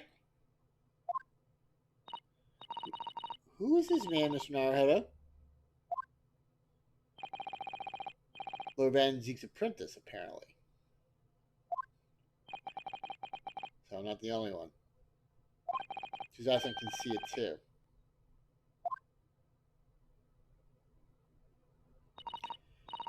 I think I might know who that is. Lord Van Zeke's? May we speak with your apprentice for a moment? With him? Why?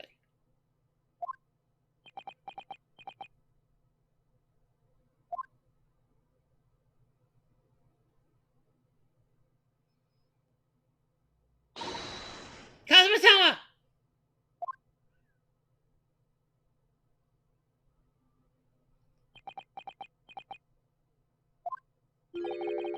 Kazu-ma?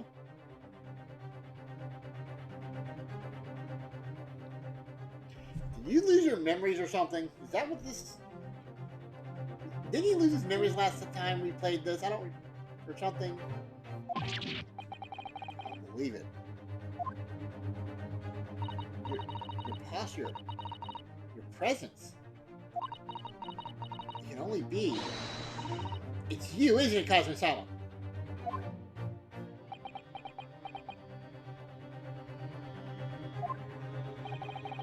I know something strange the very first time I encountered this cloaked figure. As if I knew him somehow. Can it really be you, Kazuma?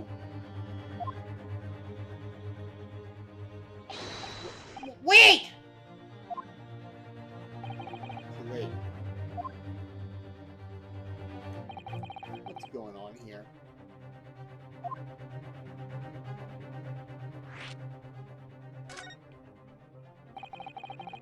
What is your interest in my apprentice exactly? You act as if you know the man or something. Well, because what has he been in your kill? I don't recall you having an apprentice before I left Britain 6 months ago. Lord Strongheart introduced him to me about 3 months ago now, with instructions to mentor him as a prosecutor. But he didn't tell you why, did he?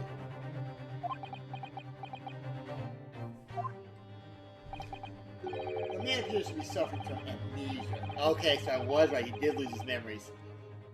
He's forgotten every last detail about himself. Amnesia?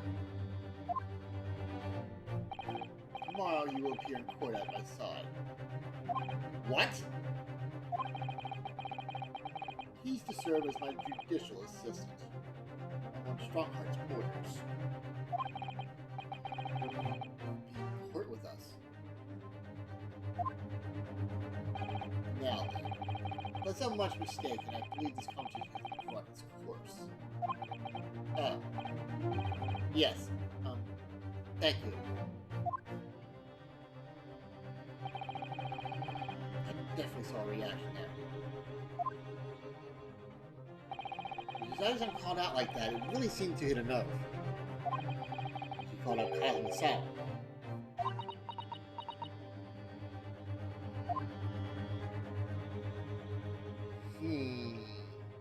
Interesting. Alright, let's see if we can examine this. Alright.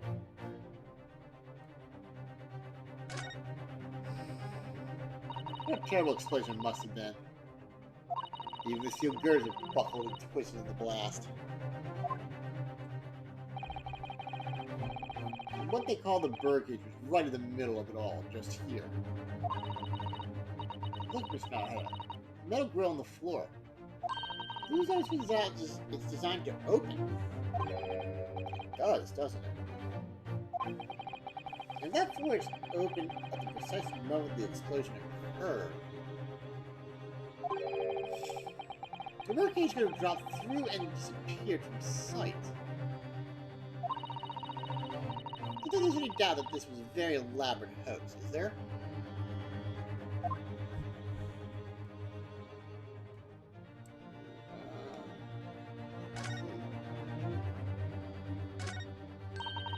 Look at that horn-shaped transmitting device.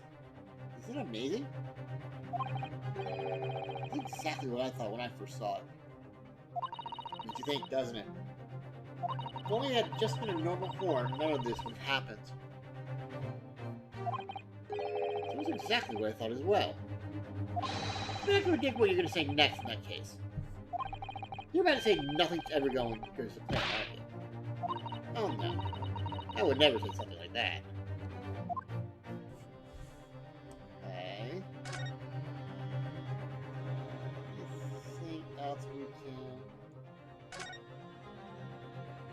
Oh, isn't it exhilarating? All this different architecture from all corners of the world. Does make you feel a bit like an explorer, doesn't it? It's all subjective, but the onion-shaped roofs have rather caught my attention personally. It is very subjective, isn't it?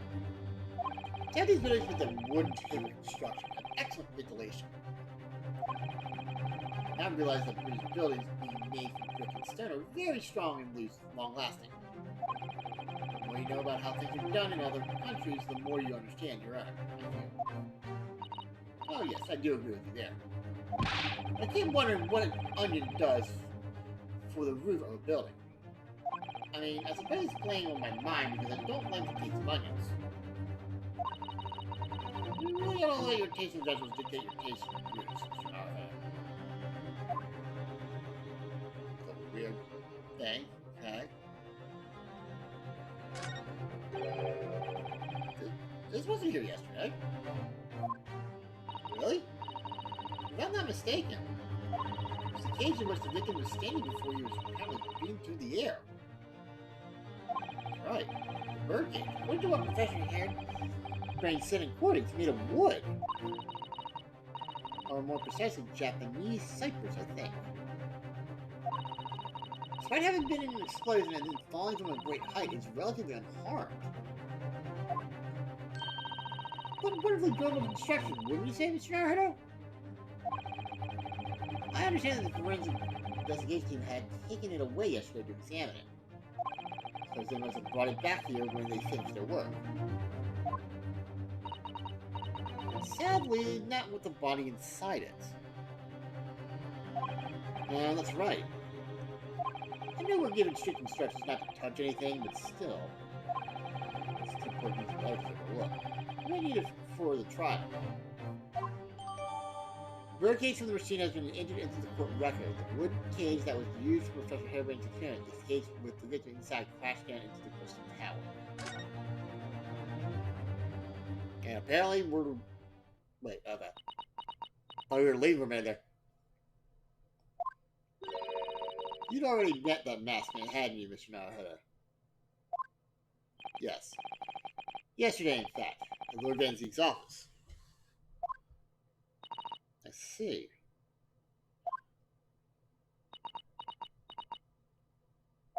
And if Cosmo-sama really is still alive,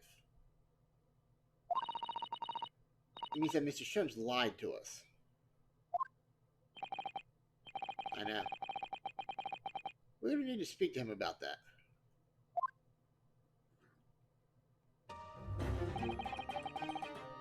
Going to have to leave now. The forensic investigation team are due to arrive shortly. If I find you here, will cause problems. What sort of problems? Foreign affairs problems. do without that. Alright, we'll be on our way. Let's go, Mrs. Otto. Of course.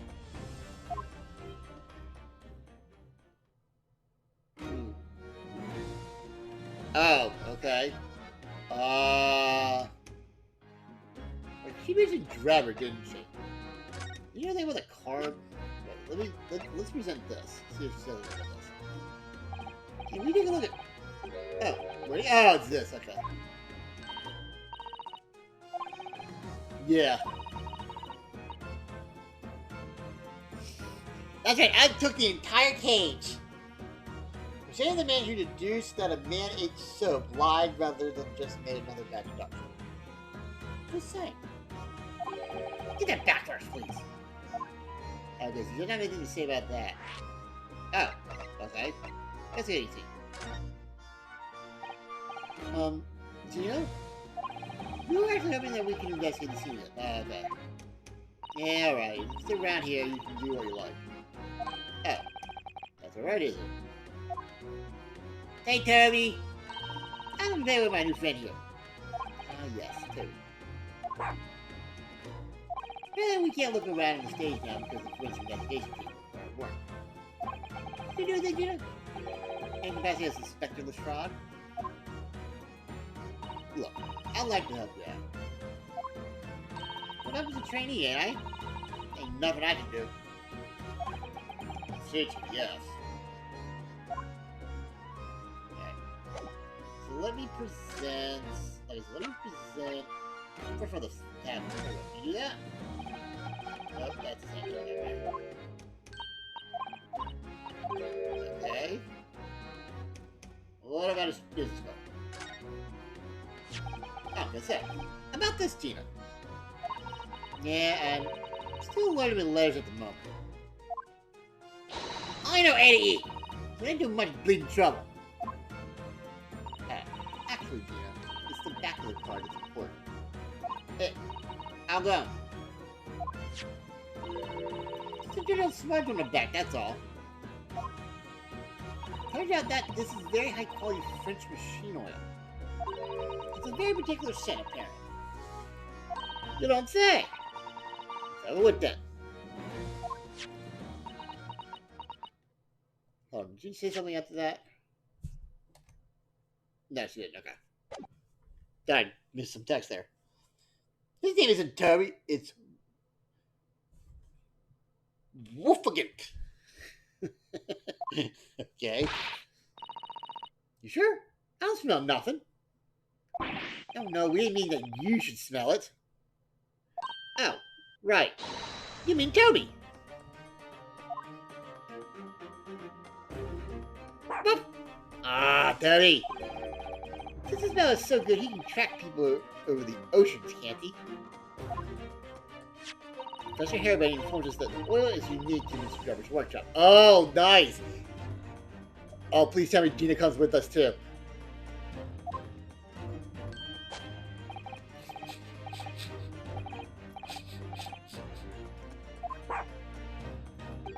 Please, 50%. So, I mean, if Val's to send the oil, so we can lead us to that dodgy code workshop? That's right. Exactly what we were hoping. Alright, then. Well, give it a go. I'll just borrow that. Wait, what did you... Pig's pocket. If I can lead everyone to that drummer's workshop, I'll be the boss's boss before next week. Oh, yes, Tina. I'm sure you'll be promoted. Like Gunter Guinea, but Dog Hunt, I'll show myself out. I'm pretty I got was going to be taken out of Heather's stream that night when I told her about the Fast and the Furious, for Fast and Furious 10's thing. Fast and Furious movie 10. Fasten your seatbelts. Ugh. I don't know why I thought of that when I said that, but whatever. Oh, that's right, because she had a bad pun in there too. That's right. That was payback for that. That's what it was. Poor Gregson. So are we automatically going? Right then, no. Leo and me. Sorry. We're gonna get going after that dodgy engineer code right this minute. Oh, but hang on. I'm supposed to be on guard duty here all the time. Afraid we can't help. We need to get on with our investigation as well, Gina. Oh. Right. Oh well, never mind. Ain't gonna be me what gets it in the neck. It'll be the boss. Poor Gregson. Again. Ready, Terry? Got that all set, have you? Come on, boy. See you later. So she just leaves? I do hope the scent of that oil leads him to the swindler's workshop. Yes, I hope so too. Ideally before the doctor swims across the channel to France. That sucks. I don't want them to leave. I don't like those two. Especially Gina. Alright. Alright, let's see. Where do we go? I think we're pretty much done here. I don't think there's really anything else we need to do here. Let's go back to the laboratory. Let's see if there's anything back there. Still nothing. Fuck.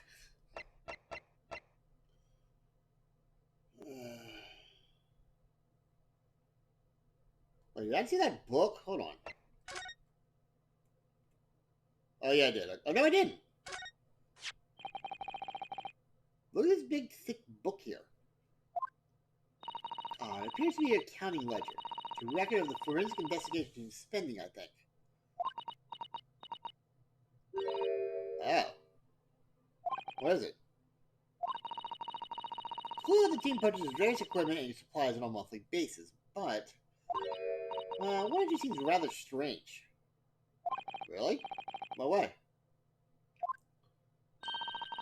They're buying 500 scalpels every month. Holy shit. 500? They'll be working really hard on my second corpses. I don't know. Digital autopsies are only carried out in certain special circumstances. And scalpel blades can be sharpened too. It does seem a bit strange, you're right.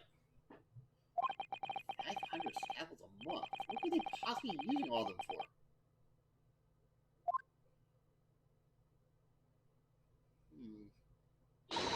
What are you doing? Ah! Oh. Hello. Sorry, it's something we wanted to ask you, but you weren't here, so...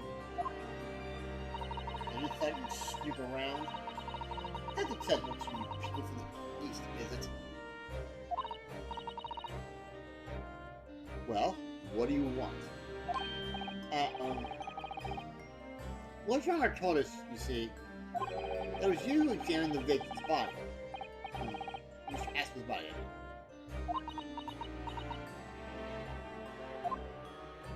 So we came to ask you about your findings. On Lord Stronger advice. Very well. The Lord Chief Justice has given his consent. I'll tell you what our investigation revealed. But when we're done, you must leave immediately.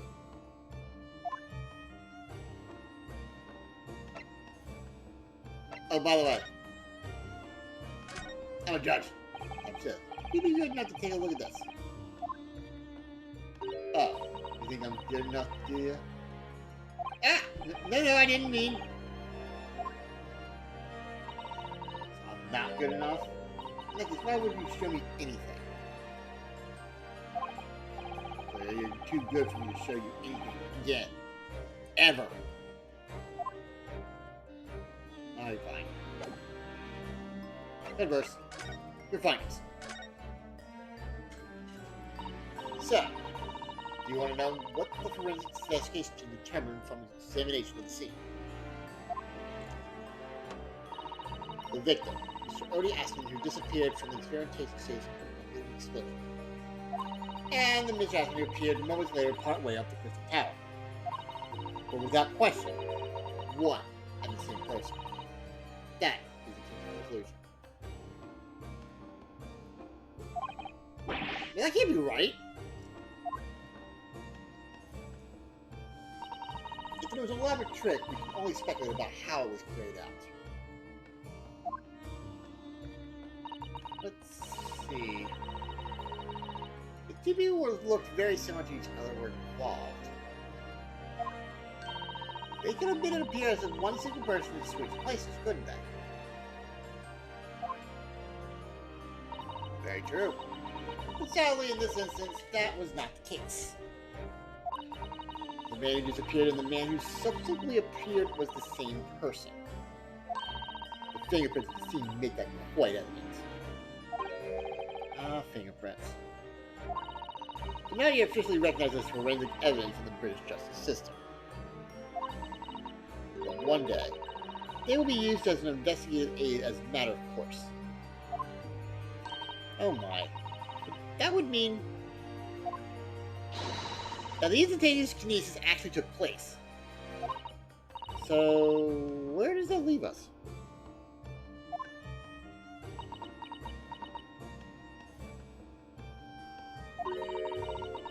My team was tasked with investigating, not drawing conclusions.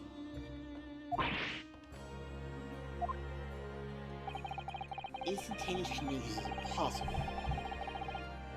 And yet, the body didn't move from one place to the other. This hasn't been cleared anything up at all. It's made the whole thing even more of a mystery.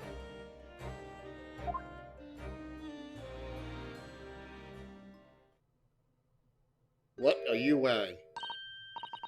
Mama, what is this? Well, where did she spring from? And did you just call her Dr. Mama? Oh my god, it's two of them. This is a lawyer, dear.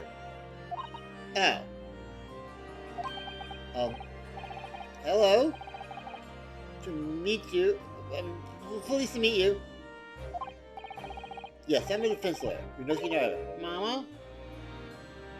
Yes. Can I cut this one up? What? Ah! I've never seen inside an Eastern person before. I want to know what it looks like. Okay. Speaking of Scream movies from earlier in the stream.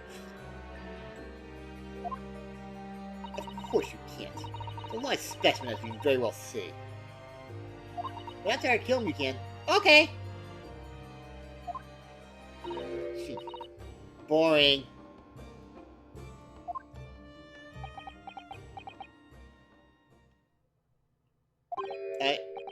I think... I just had a near-death experience.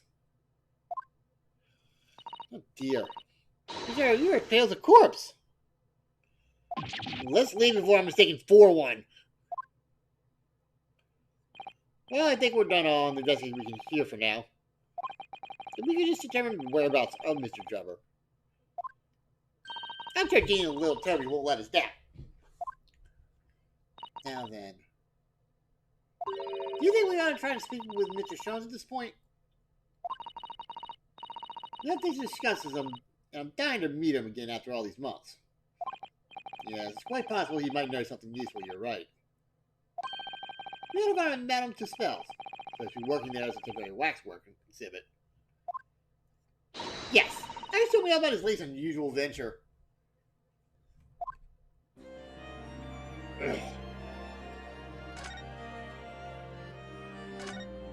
So, what are you doing at the moment, Doctor? Keeping a close eye on things so no impertinent Easterners think they could look around my office.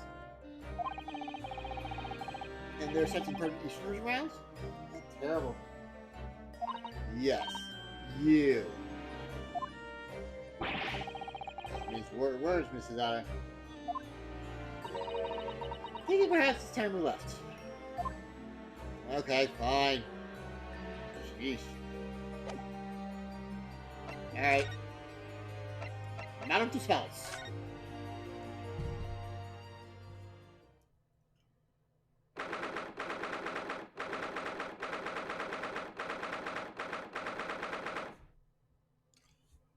23rd October, Madame Tussauds Museum of Wax Works. Oh my. No wonder it's called House of Horrors. I'd like to turn on my heels and go straight home. Via the confectionery. Scary makes you crave sweets? I can understand that. But you know, you should think about that waxwork over there. Looks like exactly like Mr. Jones down the very last detail. Aha! What is it?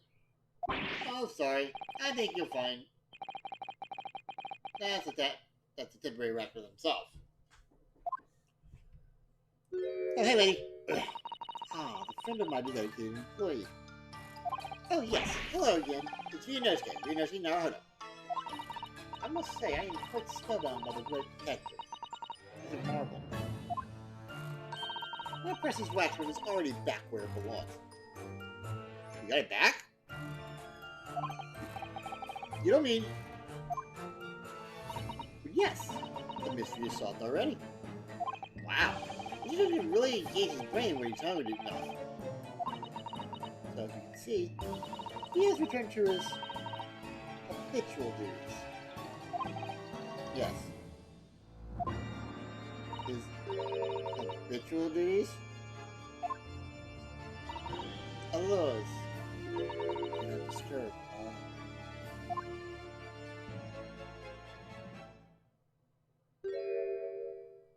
Of course his eyes on. She looks very perplexed.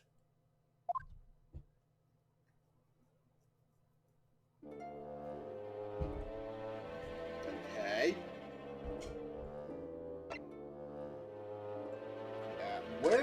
Let's examine this curtain thing, because this is really interesting.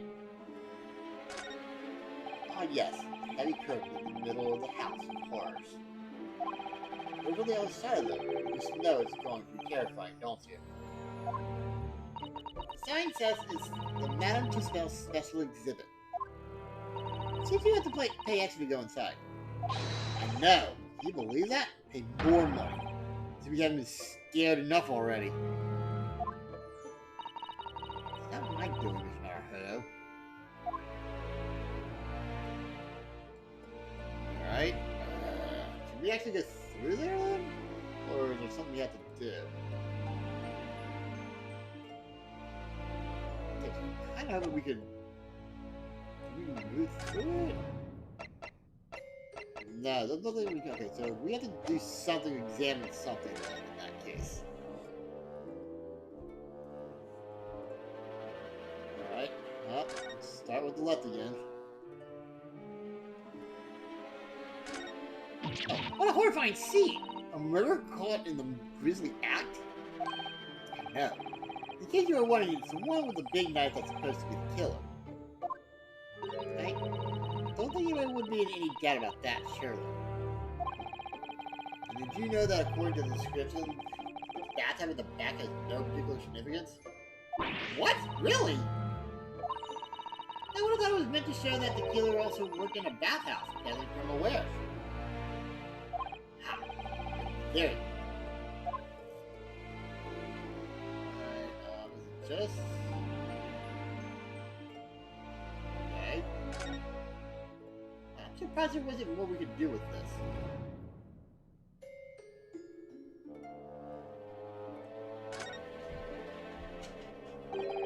The policeman isn't here now, obviously.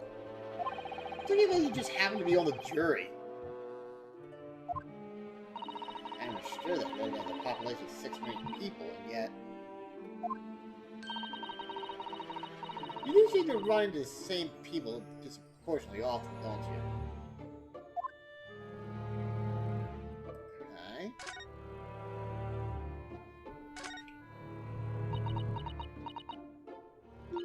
This one's posture reveals his weakness.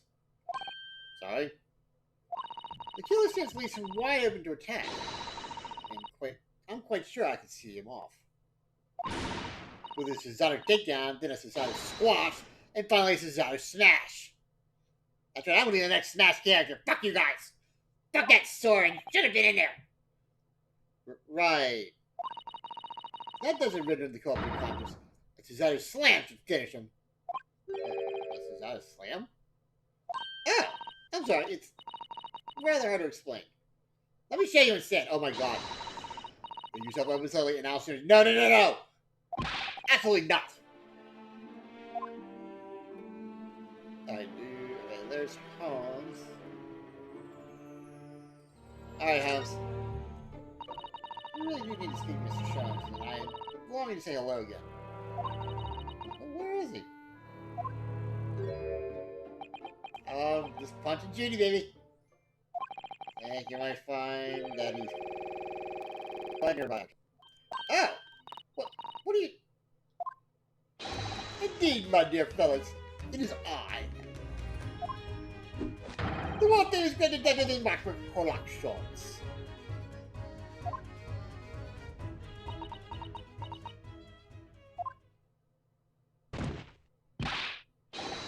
Susanna-san? Susanna-san!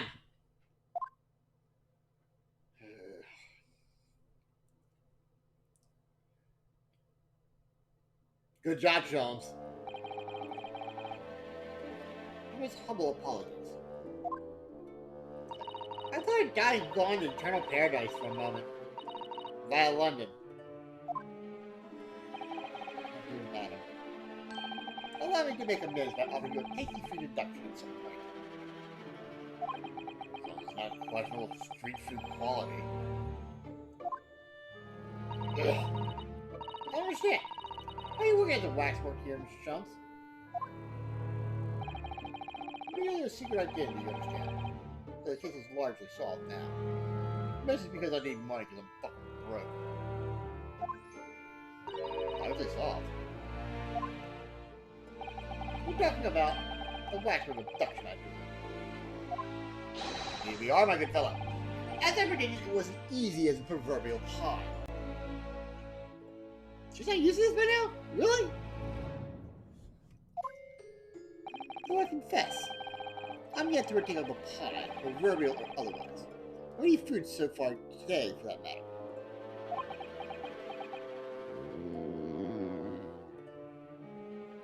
Maybe you should eat some, just saying. Stomach rumble echoed around the whole museum. So how did you manage to solve it so quickly? Well, you remember when I said it was largely solved? Anyway, I simply negotiated with the culprit. Oh, you know what the so-called telephone? Oh, yes! It's the most modern invention, allowing you to hold a conversation with people far away. In Japan, only the imperial capital and a handful of other cities are connected yet. And I hear they're going to stop making phone calls and thing and just have people type shit down and tell it to people. I don't know what that's about. That's what I heard. I don't remember what. This morning, a telephone call was received here from the perpetrator of the abduction. As such, I was able to negotiate terms, and in the end, the waxwork was returned. It's amazing. Just between you and I, it would appear the culprit had always intended to return the stolen wax from any event. Oh? But I thought the one responsible had demanded a ransom, though. Yes. I think perhaps the ransom demand was necessary to avoid unwanted suspicion regarding the true motive. But does that not mean their negotiation was entirely unnecessary?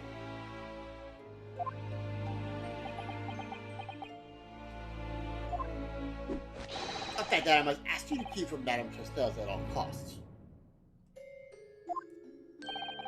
I'll have a young Iris awaits my return to Baker Street, after all. Poor Iris. Now then, do I sense that you have some business with this great blacksmith? Alright, there's still... I still can't believe this is the only thing we had to do here. I feel like there's... I wish there was a way we get back to there. Maybe we gotta talk to Holmes first. Hey, Doctor.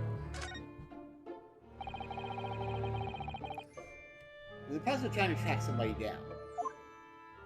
Oh? Yes. A man by the name of Enoch Dreba. He's the swindler who took Professor Hairbrain and the engineer who built this kinesis machine, according to the Junior Woodchuck Guidebook. Swindler and engineer. Quite the modern man. He also seems to be a conjurer of sorts too. Considerable knowledge of stage magic. We really need to locate him before the trial resumes tomorrow morning. But we want so few clues to go on, that's the trouble. You have any good ideas? I have no data yet. It is a capital mistake to have good ideas before one has data. If I knew something of the man's appearance, at least, I may be in a better position to help. As far as appearance. Fortunately for you, however, I presently am a little too occupied myself and a little too fill my stomach. So if you find any clue, no matter how small, I shall gladly give you my thoughts on it.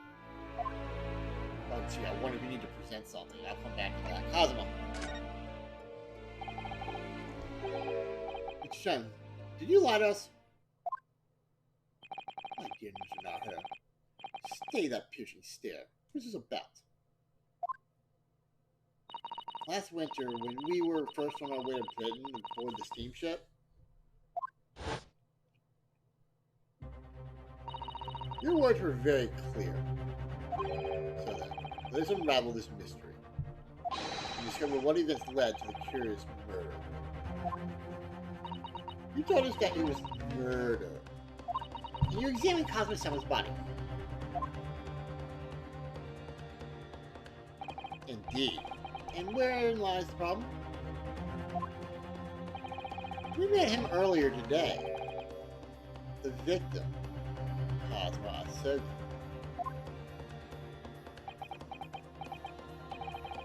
You're quite sure? He was wearing some sort of mask and was apparently suffering from amnesia. But yes, I'm quite sure. It was Cosmo-sama.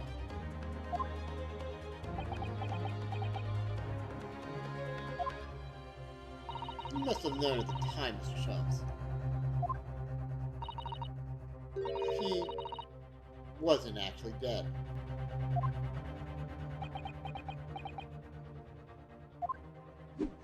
Well, I can only assume I was swept up in the murderous atmosphere of the moment.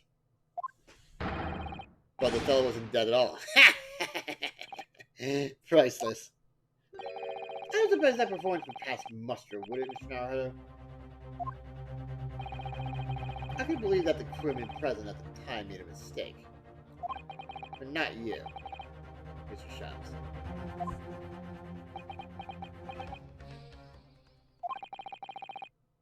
I will now tell you something of the first importance, my dear fellow. Great detectives are wont to lie. It will serve you well to remember that. Please, Mr. Shums. Tomorrow in court, you will find yourself on the threshold of a very great mystery. For now, I'm afraid that is all I can say.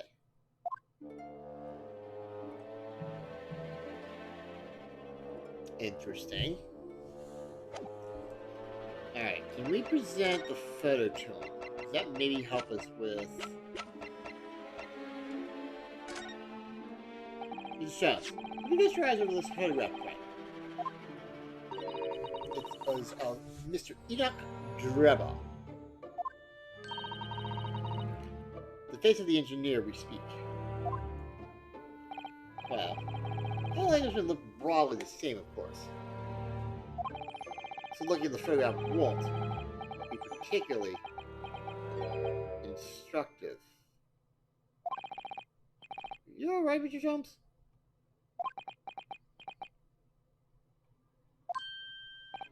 Ah, yes, forgive me.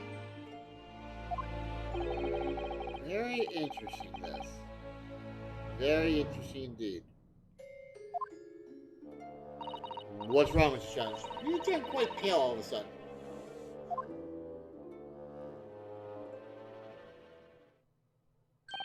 I have a suggestion, Mr. Naruto. Will you indulge me? Oh, well, what is it? As I explained to you when you arrived, the missing waxwork has been returned. And I personally reinstalled it in the exhibition from which it was taken, behind those thick curtains. God damn it! I had to talk to him. That's what it was. Oh, yes. The professor exhibit, isn't it? Would you like to see it? For mere 5 shillings. That's a special one diamond only price, you understand? What? Somebody won't come again, I might add. Would you like to see the fruits of my labor? Oh, well, we do have a rather pressing investigation to carry on. As you could propose? The price is a very reasonable 5 shillings. I think you'll find it's well worth it.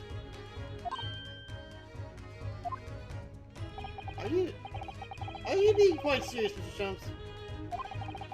Surely you only need to look at my expression to ascertain if that is seriousness or silliness.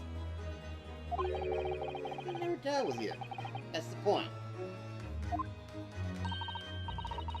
Very well, couldn't hurt. Here's your 5 shillings. Gratefully received. So, special exhibit awaits behind the curtain. I invite you to peruse it at your leisure. He knocks it out and takes the 5 shillings back. Fuck you! All the money's been spent, so let's go see the special exhibit. Okay.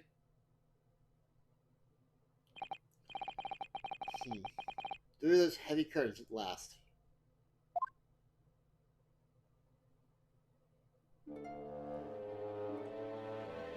Wait. Oh, okay. Oh, I see this. 5 shillings we had to pay. Doesn't seem right somehow that Mr. Shin slipped the money into their pocket, does it? No. Ah! We could ask you to retrieve it for us, using your special skills. Pickpocketing police officers and diddling detectives. Is this what makes Britain great? Not to mention demigod prosecutors taking the law in their hands or chip-loving inspectors. Inspector Grayson comes up rather well in that list, I think. Yeah, it does. There we go.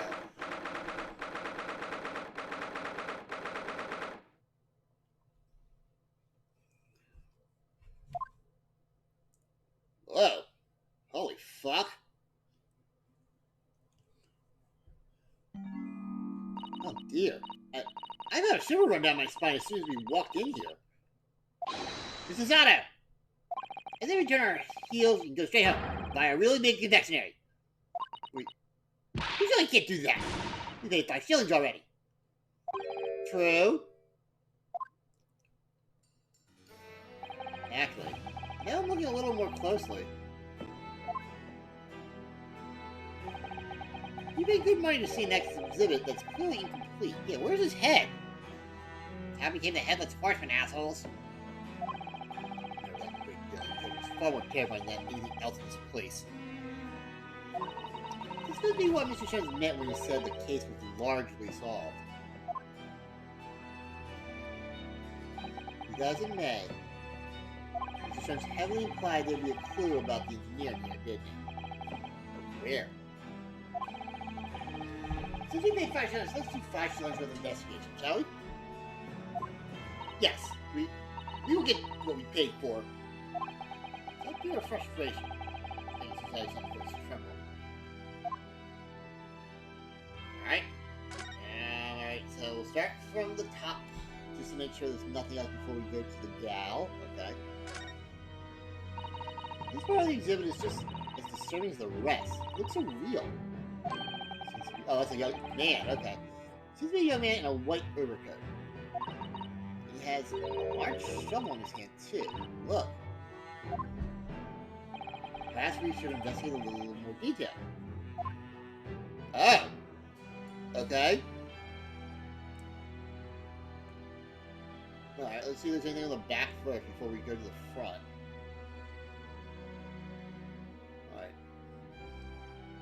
Nothing on the back that I can see.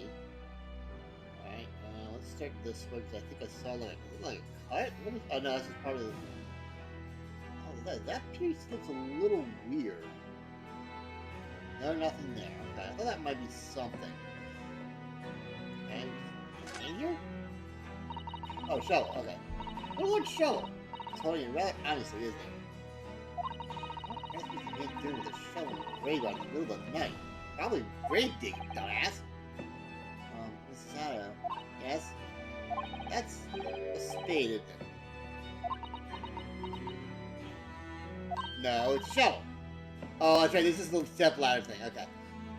No. Shovels are for digging. That's for scooping up material. It's a spade. You didn't do this, Mr. Aaron. It's a shovel. No. Never get your frogs. In the main game, guys, there is a whole step ladder thing that the two main characters go by the whole game. This is their version of it. It's shovels. You get it. The ladders have to be distracted. Because you're going to train on what the man is doing with the implement. So you're going to bury the hatchet right there. What's the man doing in the ground in the first place? That's the real question. Okay, he's got a camera here, it looks like. What's this here? Well, this would appear to be a lens in the middle, so I believe it's probably a camera. A camera? But it's so small. Freezing down is incredible, isn't it? I mean, what about just some skin prints? I think perhaps you should treat Mr. Sholmes' lenses as exceptions to the rule. But anyway, why would this man be in a graveyard at night with a camera? I wonder. As he was trying to capture the memory of the dead body came back to this film? Well, just borrow this for a little while, I think. The camera from around the neck of Waxworth the next special tip. By looking at the photographs plate inside the camera, we can see what picture was taken. Oh, do we still have that thing? It's a photographic plate. It's a piece of glass coated in a special emulsion that reacts to the light coming into the lens. If you open the cover at the back of the camera, we should find it. Let's have a look. See yourself sometimes out. Your eyes are shining. You really do like machinery, don't you? Alright, okay, so we can't actually go back and do that yet, so... Let's look at this dude's face. Not much we can really decipher on that. Let's get across here. Alright, so let's look at the lantern. It's quite a large lamp that man's killing. Or is it a lantern? It's not like a Japanese church paper lantern, actually, is it? Lamp. Like a church. The point is it casts very little light. So you're walking along the graveyard at night with only this. That's really gonna do it. I'm not sure I can visit a graveyard at all, even in broad daylight, to be honest. Right? So we are missing something. I think. 1, 2, maybe it's just the... Actually, we may not be missing anything. Usually they're coming 3, so we'll assume this is fine now.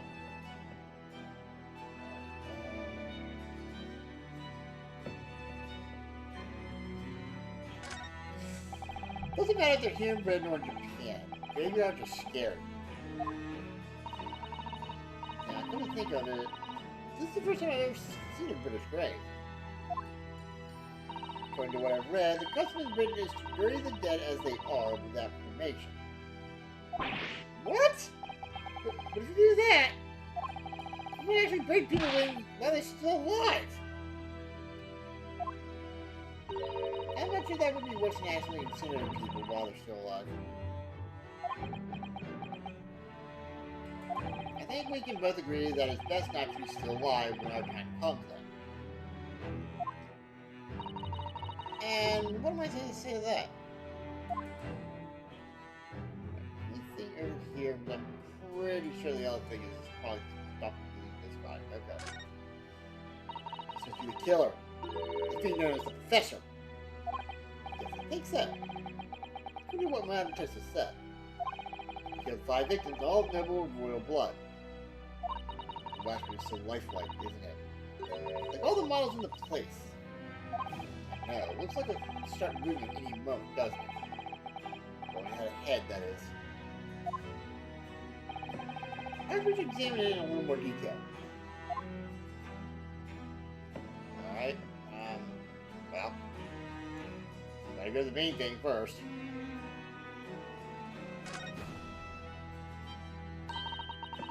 So this is the condemned man.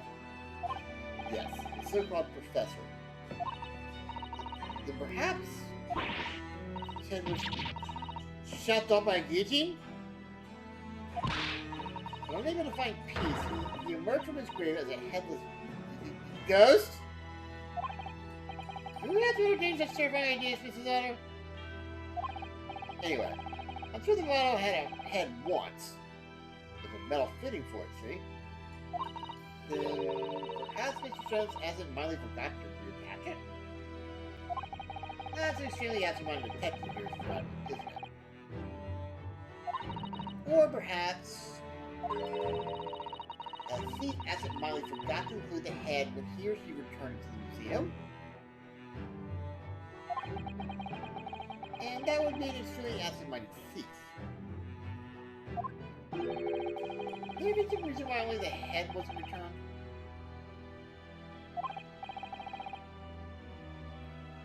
Well, whatever the reason, it means we don't know what the face of the infamous professor looked like, do we?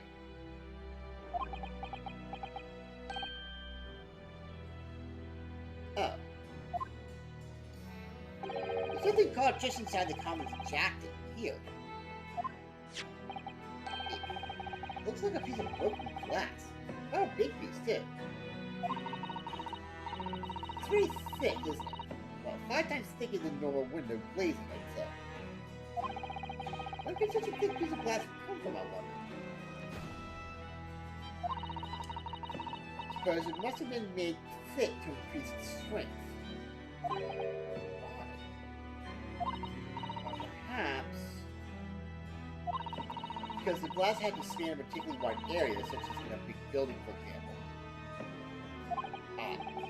Well, we've seen a large glass building recently, haven't we? So the glass was broken too. Exactly. The Crystal Tower at the Great Exhibition. Why would glass from the Crystal Tower be lodged inside the blacksmith's jacket? Makes you think, doesn't it? Small fragment of a very unusual and thick glass that was found in the folds of clothing of Professor Wackler. It would appear to be from the Crystal Tower.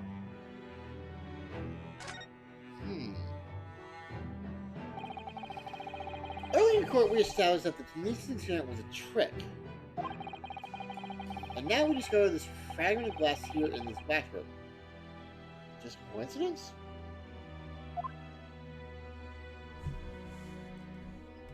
Alright, can we do anything with the glass? Ugh. Nothing out of place. Okay. Really? I was kind of hoping there would be something, because everything on the sides? Okay. This piece of glass is almost as thick as it's wide. Yes, I've never seen anything like it. If you were to compare it to a human, only Mr. Jones has such thick skin.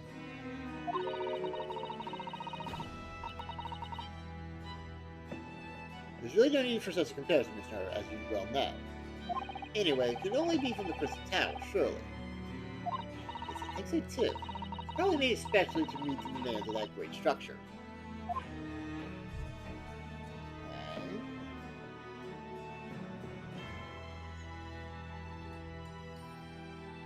Okay. I think that's everything there. Okay.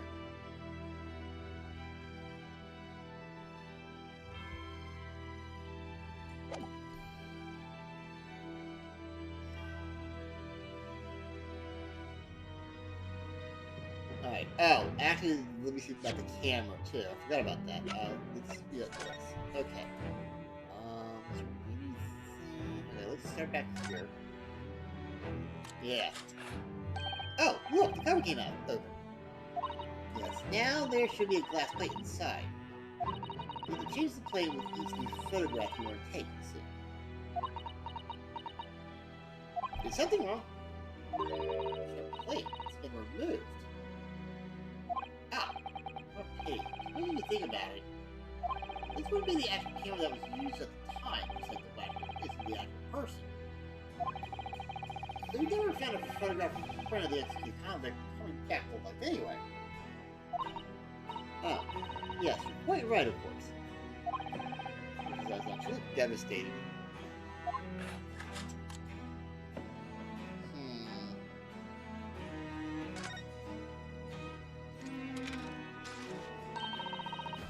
Whoa. Looks like blood on the left side. What a wonderful machine. You really love dresses like this, don't you?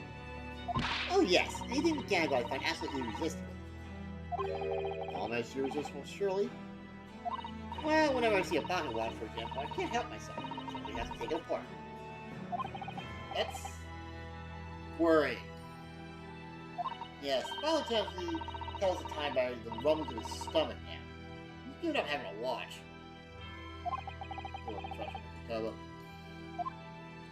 What's this blood here? Let me try it.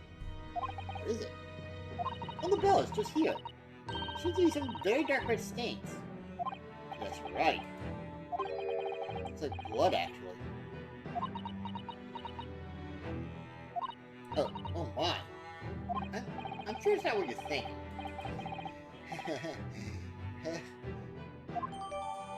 Camera from around the neck of Waxworth in the metal special exhibit. When the lens is extended, dark staining is visible on the bellows.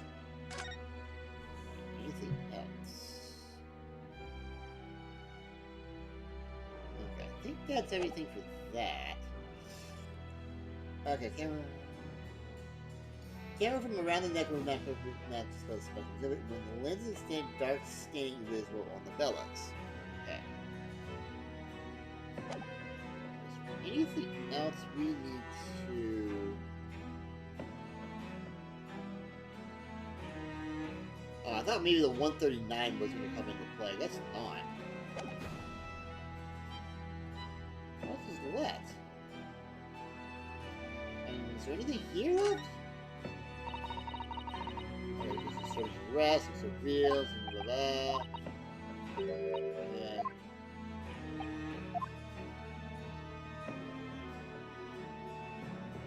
That's still going back to this. So we have the camera already. We did the shovel. We did the lantern. So anything like on the body itself?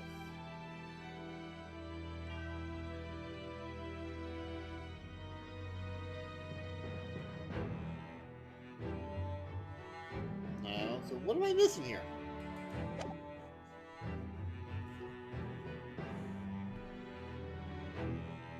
Or is that everything? There's that owl back there.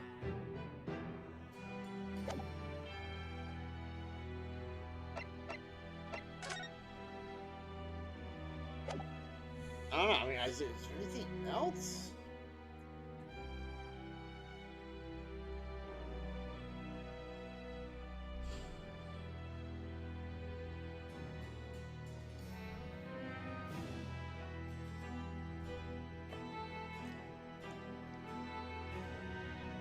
I'm assuming not.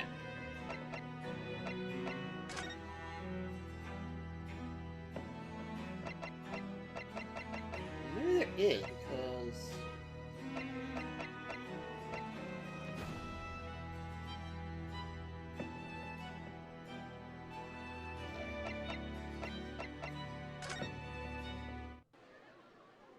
Okay, let me go back and let's see. I don't know what else is left.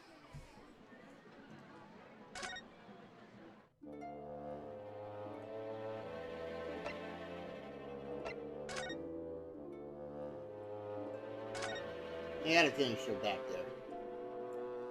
Anything left thrown back is Waxworth. Oh, yes. He shows his renown as being a master of disguise, you know. Shouldn't it be a Waxworth who counts the disguise? Oh, so is there something else we need to get then?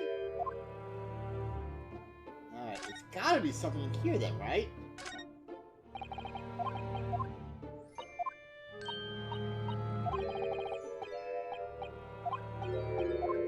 Alright, so this is all the same. Okay, so it's gotta be something left in here, right? Okay. Nothing here. Nothing there. We got everything from here. The shovel, the camera, the lantern. And apparently we got everything from here. What the fuck? Okay. Might need a little bit of a guide here, so...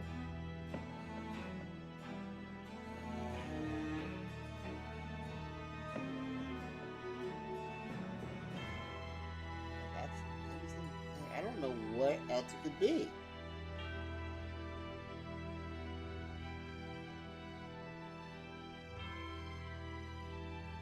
Okay, let's see. We have the figure, the headless guy. We got the camera.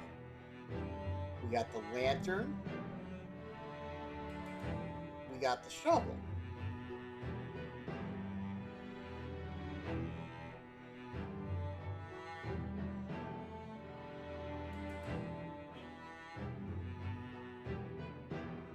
I don't get it.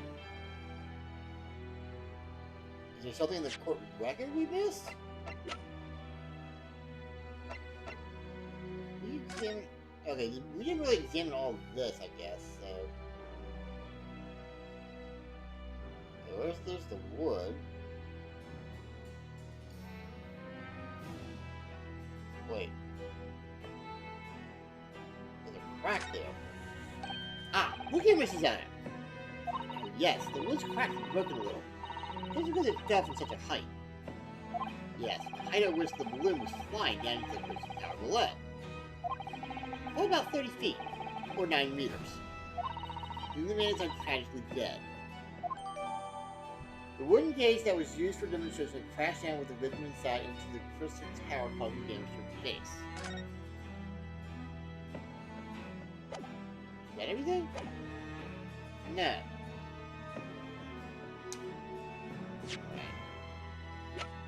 Okay, we did this one already. We did the camera already. We did that.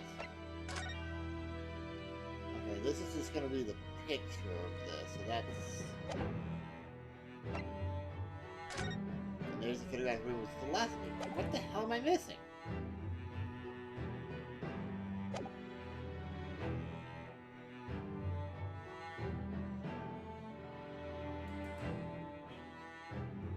I am really confused. Alright, so we have the guy there, which we've done. We have this guy, which we've done, and there's nothing else that I can see that we can do. So...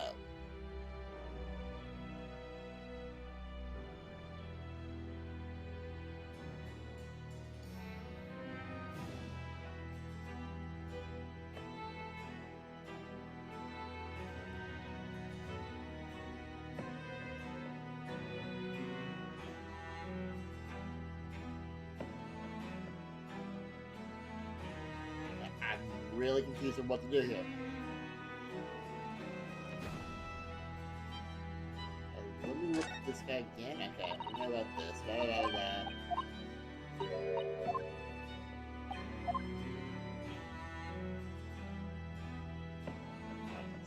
there's still nothing back here. Wait, this is new. Yeah, so what's this? Can't see his face very well, can you? That's if I just... Oh. Do you think you should be handling the exhibits scenario? Put it back exactly as it was, don't worry. Okay, so I had to examine him. Okay, that's... I'm so confused there. Oh, that's our boy. Ah! What on earth? How can... I don't believe it. A black monocle. Mr. Naruto, is it possible that this man is... Yes. It's Enoch Drebber. Because his hair is different, but it's unmistakably him.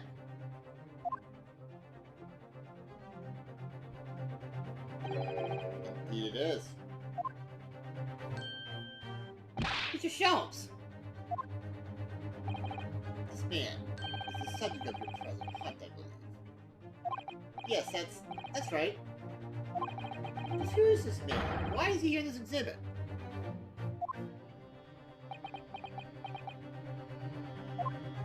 And why does the convict behind him have no head? The head was missing when the model was returned by the thief who stole it. What a surprise. So then the case isn't yet solved, is it? Did I say so myself? Largely solved, with my words, I believe.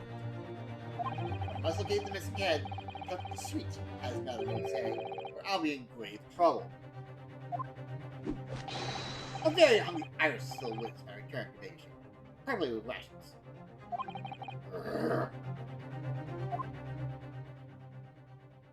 Do you know, though, something about this room? Something about this room is strange. Strange? What do you mean? Well, the display of the House of Horrors are supposed to depict real events, are they not? They are, Mrs. Otto. You go on. And as terrifying as they are, the scenes in the yellow exhibits are believable. But this one... This surely couldn't ever really have happened, could it?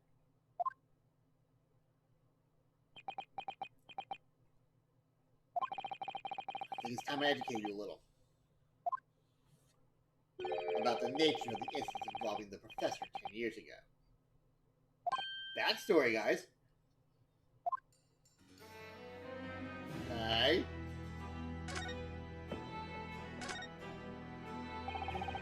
I really told you a little about Professor yesterday, did I not? He took the lives of five victims. Everyone being either a member of the aristocracy, whatever that word is, I can't never say that word, or royalty. All were attacked by an enormous hunting hound and had their throats ripped from their bodies. Oh gosh, enormous hounds? How awful, the Hound of the Baskervilles. After taking the life of the fifth victim, the killer was apprehended. The case of unprecedented magnitude in Britain, you understand.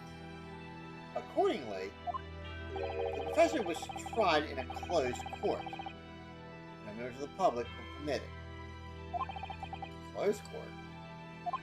So you mean the professor's identity, as you surmise, my dear fellow, his identity was never made public. So is this Moriarty? Naturally, he was found guilty and was summarily sentenced to death by hanging. He was buried in a grave at Lowgate Cemetery, which adjoins the rear of the prison where he had been held. However, that was not the end of the affair. Oh? The very night that he was buried, the convicted man came back to life. He came back to life? He clawed his way out of the ground and emerged into the moonlit graveyard. The exhibit here depicts that very scene as described by the sole witness to those chilling events. As a witness? Of course, my dear fellow. None other than the young man in the white overcoat. So Drebber saw it.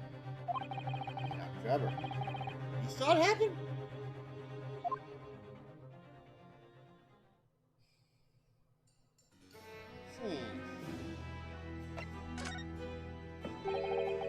So this is a waxwork model of Enoch Drebber.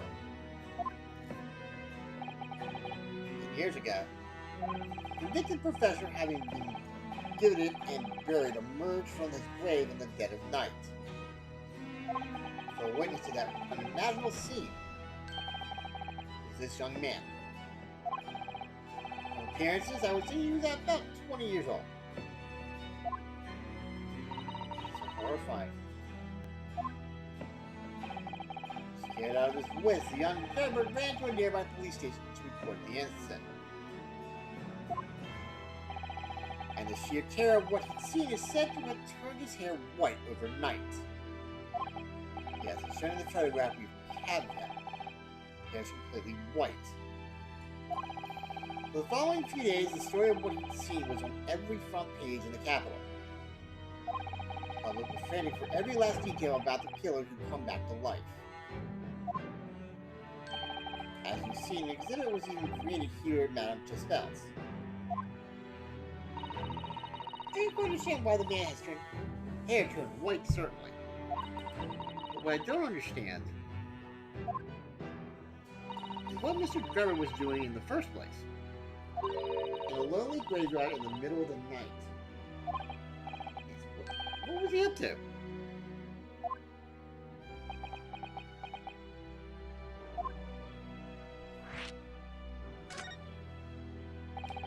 The professor's act of terror that threw London's upper class into complete panic 10 years ago. The greatest scandal, one might say, at the very highest levels of society. And since the killer's identity was never made public, rumors abounded. After all, no killer has ever before smackly employed a dog as a weapon of murder. Yes, I can imagine the impact the case must have. Time, of course, the rumors abated. So too did talk of the shocking witness account of the comic who came back to life. It was forgotten, dismissed as a dubious ghost story as a preposterous parlor tale. But why did people stop believing it? Why? Simply because there was no resurrection to speak of, as was established with that. What do you mean by no resurrection? Police investigated the grave in Globe Gate Cemetery and published their findings.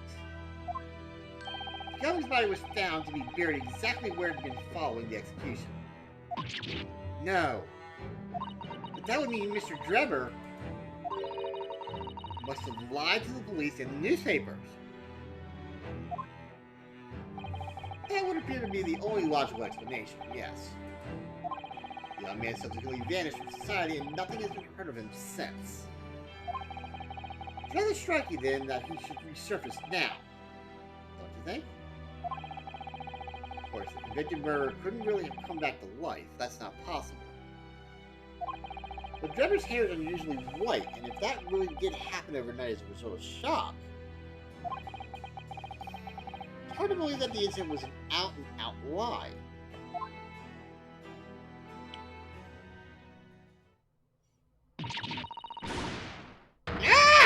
Gina! What the blade door order? What have you got it done? Gina! What are you doing here? Tell me. I asked Iris and she said this is where you'd be, so... So? Gina! Still not in the museum! Madame Tussauds will have to take a position as a waxer if you're not careful. I think there might be a more pressing concern. I still had some flash powder left from 6 months ago, so... So? Alright, dear, we understand. But please, put the gun down. Damn, Gina. Sorry, I got scared. Should I be the one on the other end of the barrel? So, what brings you here, Gina? What brings me here? What do you think? You found it. You found the dodgy closed workshop. What? You found Drebber's workshop? Toby! Yep. Toby's nose took me straight there. Good job, Toby. Boss and the others are heading over there now to track. Come on. Here's the address. I got the boss to run out. Oh, thank you, Tina. We'll make our way there at once. Alright then. See you there. Thanks, Tina.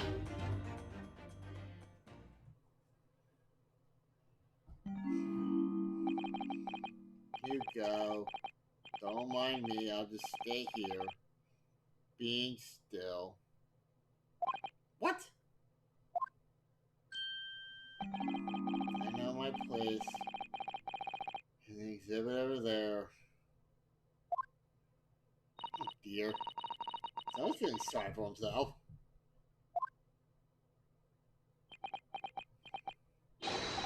Let's go, Mr. Shums. Your words hurt me, I must say. Because I already shirked my duties here. Madam would have me pay monetary recompense and desires dinner plate. Forget that! You don't pay for everything! We'll be empty once more. Okay. There we go. Then there's not a moment to lose, my dear fellow. I shall hail a carriage at once. You want me to share the cost with Mr. Shums, then? I shall gladly pay half, Mr. Huddle. Thank you, Mrs. Allen. Right, let's go.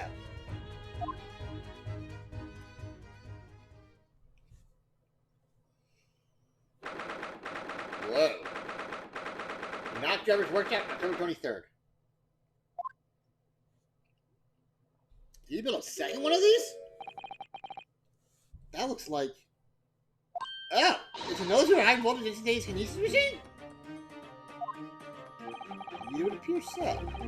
Though only a prototype, naturally. Ah, so we got here then. Thanks, Toby. Thanks, Tina. Tina, well done for finding this place. And in such little time. You really worked miracles. It's Toby here who's the miracle worker.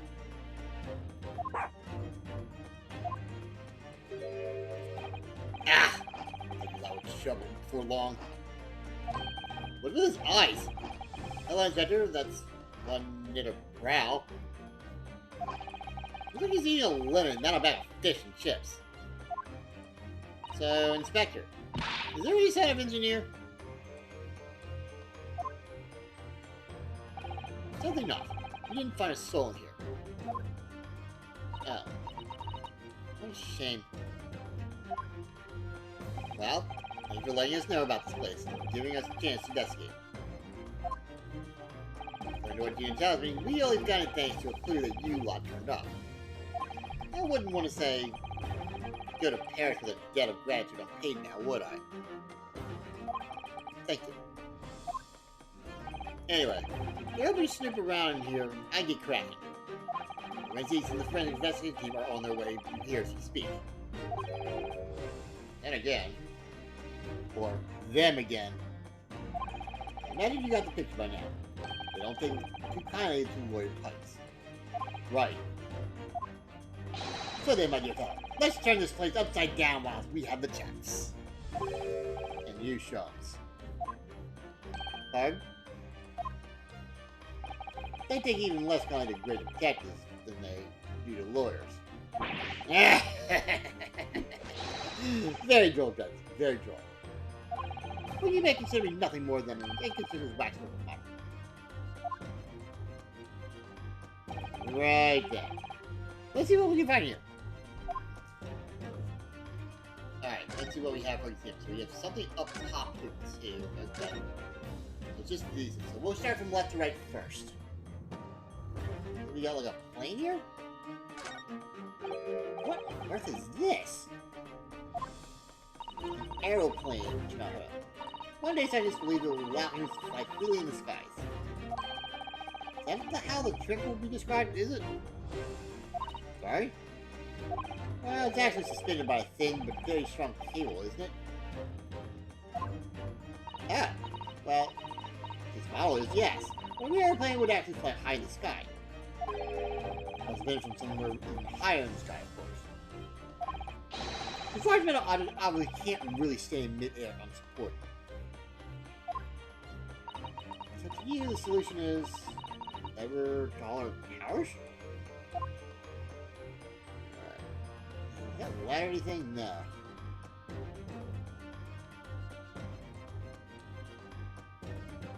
Alright, let's look at what is the trophy? Ah, this appears to be interesting. Yes, it's interesting indeed, what did you say? It's an impressive looking back facade here, that's for sure. no doubt that if you hit your shoulders a few times with that, your aches and pains would soon go away. The Royal Society Trophy for Excellence in Science. Young scientists who wish for no higher honor. Ah! Would you like a massage? No. No, fine, thank you. No idea it was such a grand thing. Things become increasingly clear that there's much more to this mystery not Trevor than conjuring tricks. Read more, my dear madam. How about you, Miss Malhead? Would you like to take it with you? For your tired shoulders, of course? He's not gonna let that go, is he? Curious, though, isn't it? There's been such an important trophy to be proudly on display somewhere, not haphazardly cast aside. These gentlemen can be quite a mystery at times. Science trophy has been written into the court record. Royal Society Trophy for Excellence in Science that was found in Mr. Trevor's workshop is very prestigious work for a young scientist. Alright, let me go. Is there anything we can present? We need to look at here.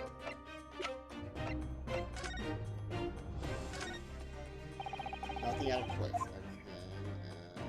Okay. A little bit of plaque here, look. Fostering burgeoning talent for the future of scientific discovery. Seems rather ironic, doesn't it? I believe Mr. Trevor really was a very talented scientist. Alright, I guess that's it. That's just that. Okay. Who knew? Alright, let's look at the machine itself, I guess. Sorry, Mr. that machine is covered by the Special Dispensers for Scientific Equipment Act. It would be seized by privilege if you were to examine it. From the Crown and the government.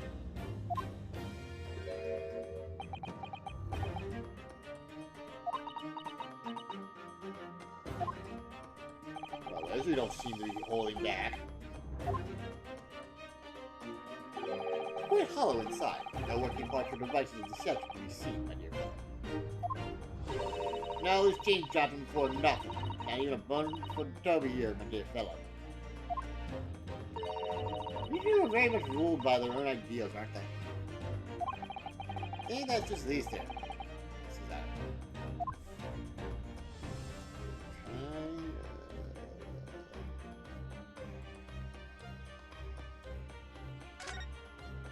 This door doesn't want to open.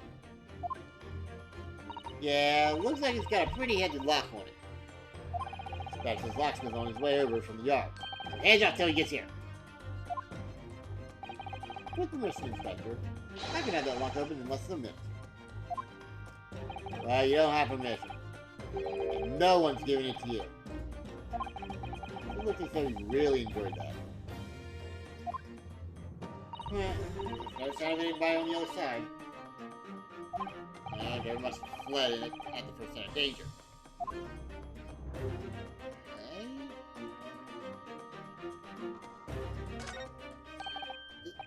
This is...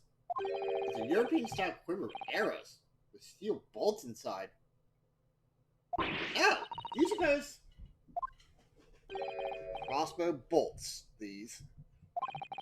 Just the right size for the bow you lot turned up at the exhibition grounds. In other words...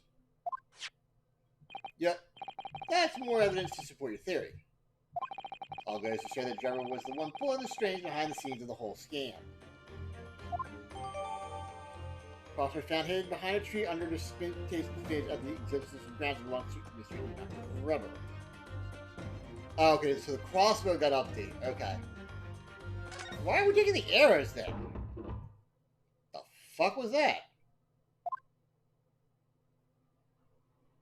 Oh. Something wrong, Mrs. Sutter? Well, I thought I heard a noise. On the far side of that door. Well, Gina? You here too? Yeah, I heard it all. What do you reckon, Toby? Aw, poor Toby. Right, mind the grease.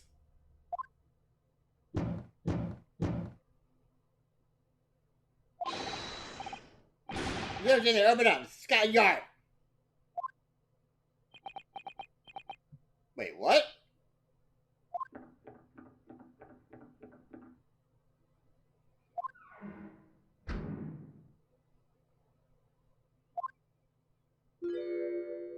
Oh my. Someone is in there. That Trevor? Rotten bleeding lock. My dear Gregson, as I said only minutes ago, only it were countenanced. I'm gonna lock the door in less than a minute.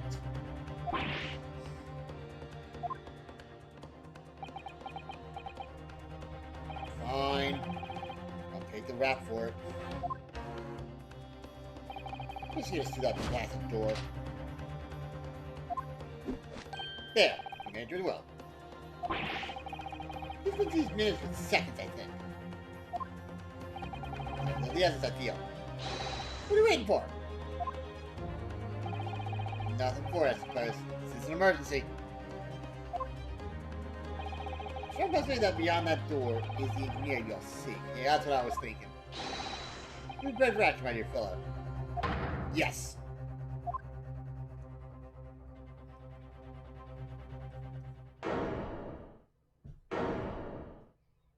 Oh shit, is that a bomb? What happened here? Guys, there's some dynamite in the middle. Why is everything upside down? Oh shit, it is. Do we get... Rats. There ain't no one here after all. But there must be. It was only moments ago that we heard the noises. I like the sound of Trevor running away. There's only one door in this room! And the windows that can afford an escape route. These skylights are too high.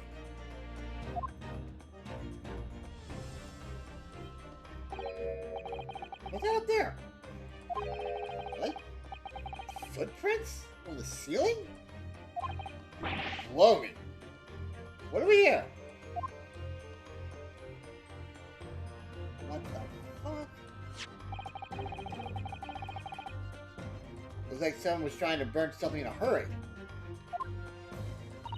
That looks like a set of blueprints. What? The Professor Hairbrain's bromine machine, is it? Blimey! We have these things, and no need to muck about trying to investigate all that scrap metal. There's something of great interest here, too. What's up? This rope was lying on the floor at the foot of that pillow. Rope? What's anything about that? Never mind. You see, but you do not observe, You must investigate the entire room thoroughly before the forensic investigation team arrives too. Oh, okay. Okay, I want to know this bomb thing first. Mr. Strong, have you found something? Yes, only in fact. Something rather fascinating. What do you make of this?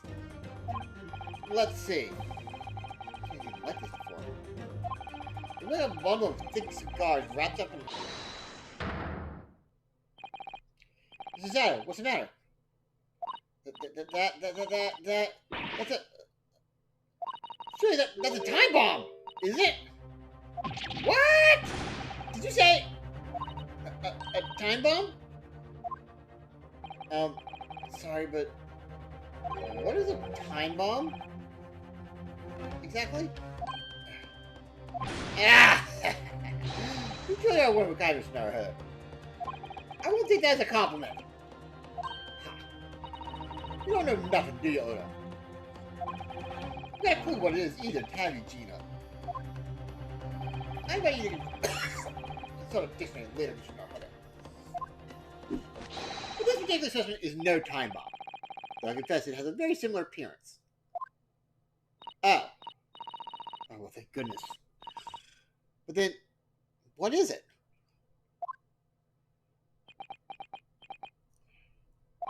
I see. So that's it.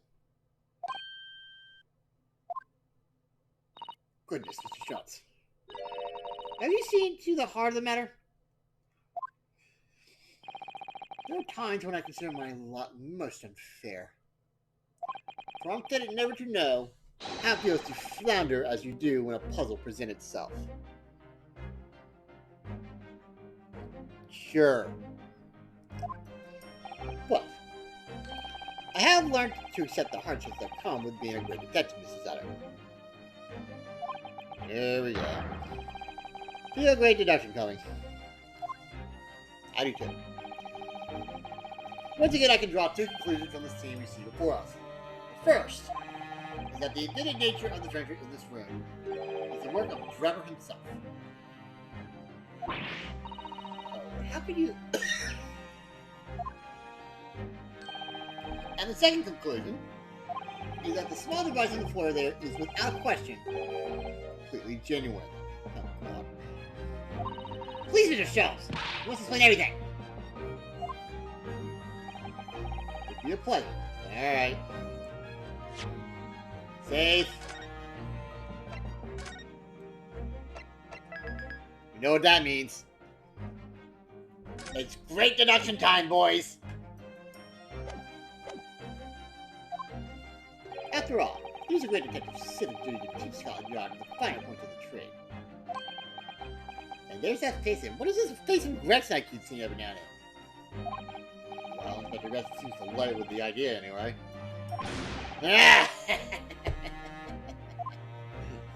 Oh, you look like they scrapped his glare with such fortitude there, Mr. Schultz. Well done.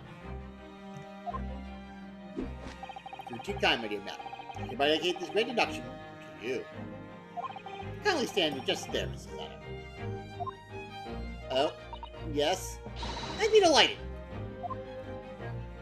So, shall we begin? Within, Herlock shows is proud to present his logic and reasoning spectacular. Here we go, guys. Ugh.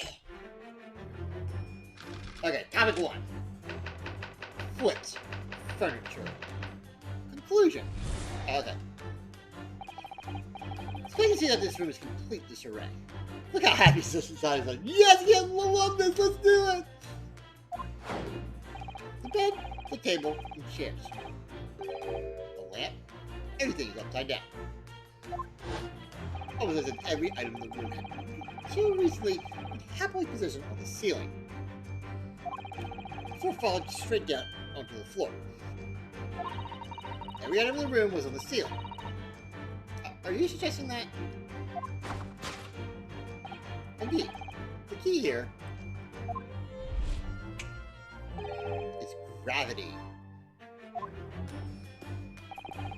It would appear that technology has at least succeeded in freeing us from the great pull of the Earth.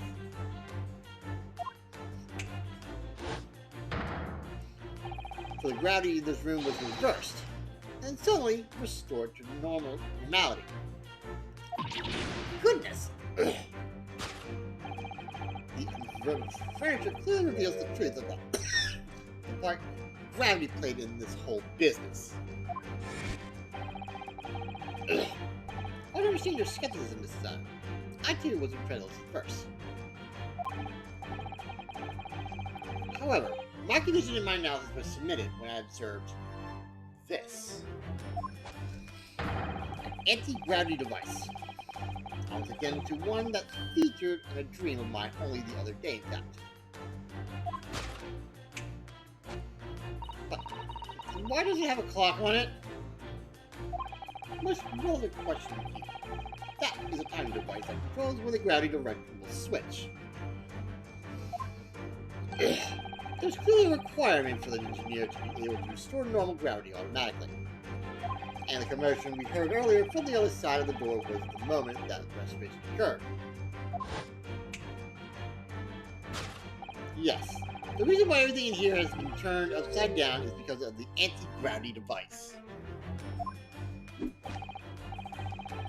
So you see, we need to look no further to explain the state in which we now find this room.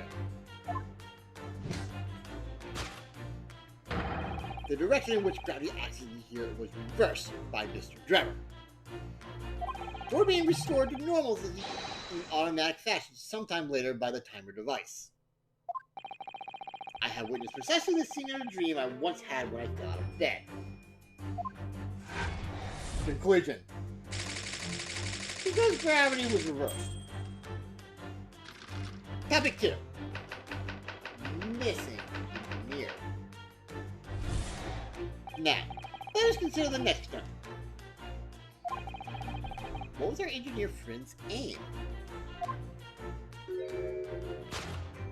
Indubitably, the greatest clue we have to explain his actions is above our heads. Yes. How is it possible that there are footprints all the way up there on the ceiling? Question whose answer will lead us neatly to the truth, my dear madam.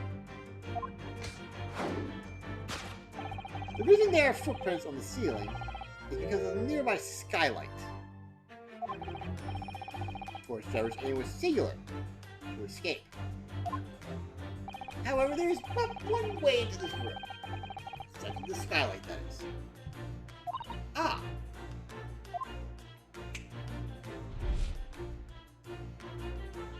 Oh, that was clever how they did that. By inverting the gravity in here, Trevor was able to fall conveniently to the ceiling and make his escape via the otherwise inaccessible skylight, leaving those footprints behind on the way. But the ceiling in here is very high, Mr. Shelves. If the gravity reversal was sudden, wouldn't Mr. Trevor have fallen up to the ceiling rather violently? Falling up is both scientifically and philosophically a rather interesting concept, I feel. But the man was cornered with nowhere to run, so escape through the skylight was his only option. You may recall that I found this in the room earlier, which I believe offers a solution. Oh, the road. To reach the destination, what better tool than this rope? By anchoring one end of the wall, the man was able to lower himself safely to the ceiling. Explains how Trevor was able to escape this room before our arrival. He reversed the pull of gravity and fled via the skylight. And personally, I should very much like to reverse the pull of gravity again now. Just for fun. Conclusion. Escape via the skylight.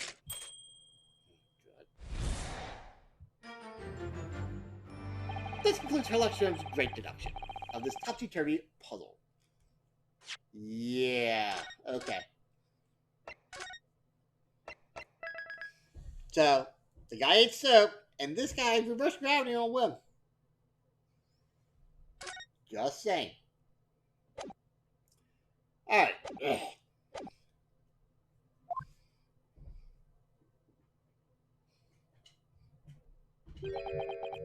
It's like, what the fuck? Gina doesn't have a care anymore. She's staying with Toby. Toby!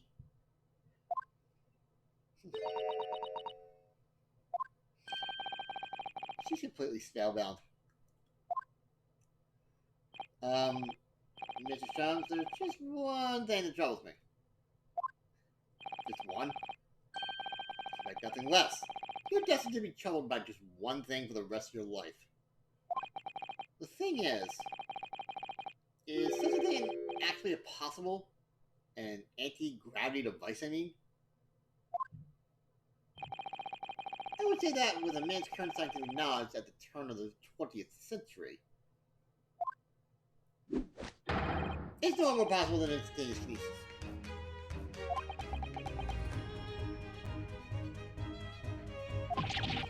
We got all the Dutch hinges on it! Ah, but my dear fellow, when you have eliminated the impossible, whatever remains must be the truth. Oh! Again, this is a callback to that line right there. However improbable it may seem.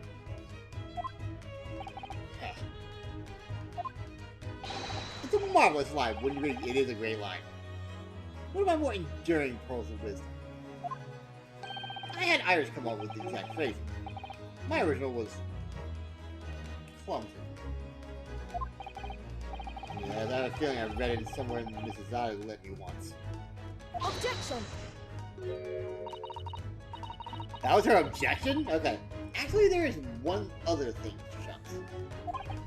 This goes to last. The rope you found was on the floor, wasn't it? Indeed it was. And lonely coils near the wall. But if Mr. Trevor had used it to escape in the way you described, wouldn't it simply tied to the wall?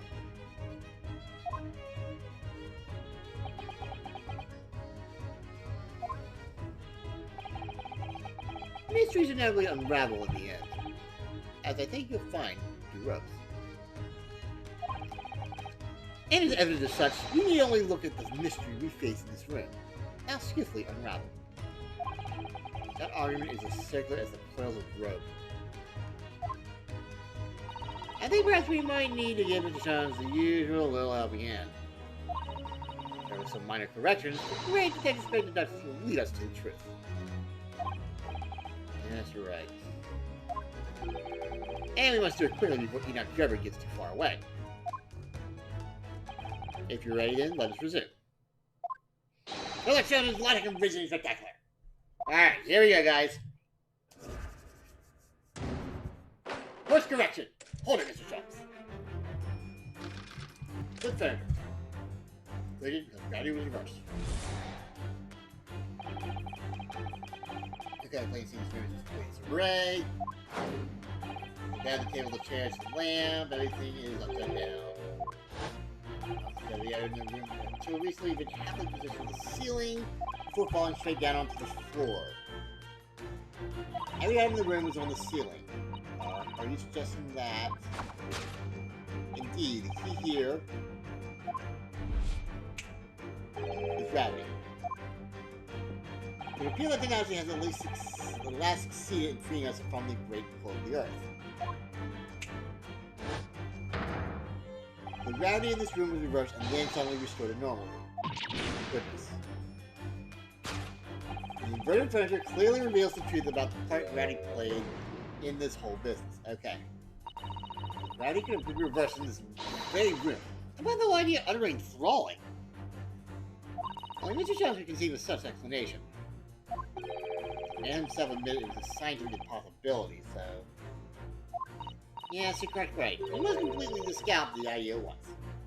Whew, that's unusually merciless of you, Mrs. Zada. When you eliminate the possible, whatever remains must be the truth. The detective himself said so, didn't he? Refusing to part with his rings of anti-gravity devices.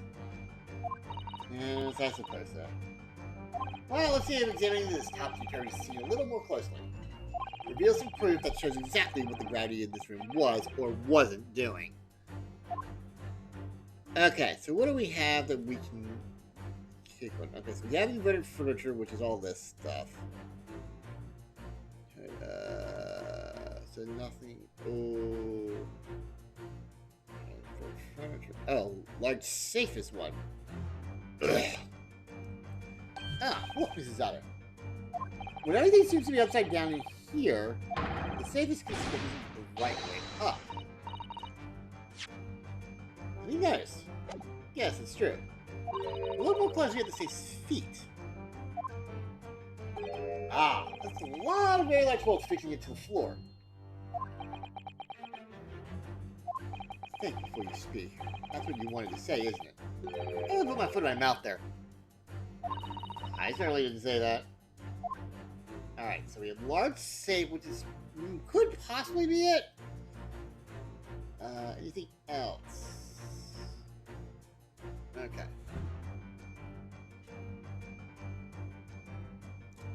Alright, nothing else. There should be a third thing somewhere.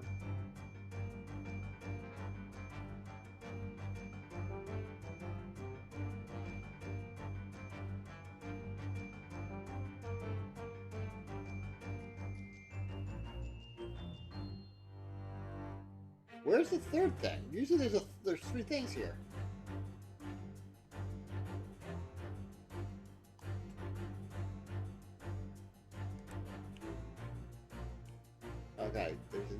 furniture. Is there anything else? There's gotta be something I'm missing here.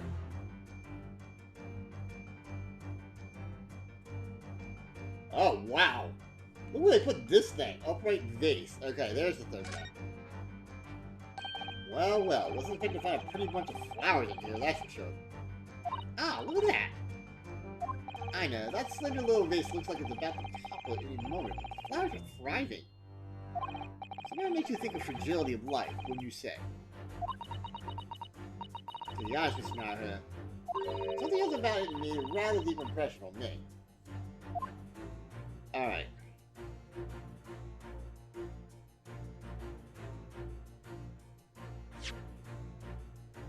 Where is... the thing went? Where is the, Oh, fuck. Oh, there we go. Okay. So the inverted furniture clearly reveals the truth about the part gravity played in this whole business. The large safe clearly reveals it, or the vase. It's probably the vase, I would imagine. Let me do the vase. Take that! Yep, yes. The upright vase clearly reveals the truth. The upright vase clearly reveals the truth about the part gravity played in this whole business. But my word, Miss Margaret, you've surpassed yourself. Completely turning my argument on its head. Trying to impress your assistant here, perhaps. No one is trying to steal your spotlight here, Mr. Shelms. As you rightly say, though, it appears at first glance that all the furniture in the room is upside down. This unassuming slender vase is stating keenly to attention. And unlike the large safe, there is nothing affixing it to the floor. And it's the exception that breaks the rule. In short, much as it pains me, the gravity in this room was never inverted at all. My deepest sympathies for your loss. Oh, poor Mr. Shelms. I like that she's crying about this. He's like, "Argh!" She's like, But the show must go on. So, let us continue with our deductions. Now, that we know the contrivance is not in fact an anti-gravity device, there remains but one other possibility. Let's say... someone deliberately turned over every piece of furniture in here. Which might sound obvious, but leaves one mystery very much unresolved. Or unsolved. And why would anyone choose to do that? Quite. And naturally there is an explanation. Yes, the reason why everything in here has been turned upside down is because of the anti-gravity device. It's absolutely determined that this device must have something to do with it, isn't it? I'm afraid the lure of exciting scientific explanation is too strong. Well, there's no doubt that somebody did this. Somebody turned all this furniture over. Whoever it was must have had a reason. Afraid nothing comes to mind at all, then. Let's look around and see if the answer presents itself. Alright, let's see what we have this time. So we have the anti-gravity device. Coal burning heater. It's a coal burning heater, I think, isn't it? Yes. Yes, it is, but it's not just for heating, you know. You grill on it, bake it, boil and steam things with it. So there are all sorts of purposes. Seems like having your cake and eating it too. Now like a hidden Katatsu table with a now hotspot, a Mikan orange, a cat, and an elderly relative. Oh, it seems too much? I suppose perhaps it does. You realize only some of those things on your list are edible, don't you? Alright, so we have coal burning. The reason why everything in here has been turned upside down is because of, okay, so we have that. Wait, what? Safe combination? What is that? Look, there's something written on the other side of the armchair. Oh yes, safe. 432582. Safe. As in safe and secure? As in secure lockable box, I think. Really more likely. Well, there is a large safe below the floor on the other side of the room, so yes. So maybe this number would let us open it. Wonder why it's written here, though. Alright, so we have... This we know is not right. The reason why everything here has been turned upside down is because of... It's gotta be the safe, right? Take that! Yeah. Yeah, okay. That makes sense. Yes. The reason why everything in here has been turned upside down is because of the safe combination. Precisely. I believe Mr. Naruhodo that you had a very similar experience once, did you not? Yes. Last year. When I bought a lottery ticket and noted ticket numbers down on the inside cover of a book just in case. That's it. The people who are forgetful souls at heart can always make a written note of important information. Keeping the ticket itself safe would be more sensible, I think. And what pray happened next, Mr. Naruhodo? The day of the draw came round. I forgot which book I'd written the number in and turned my room upside down to find it. That's it. People who are forgetful souls at heart always forget where they noted things down. Not you always note things in the same place. I actually won the second prize, you know. But I couldn't remember which magazine I slipped the ticket into, so I had to do it.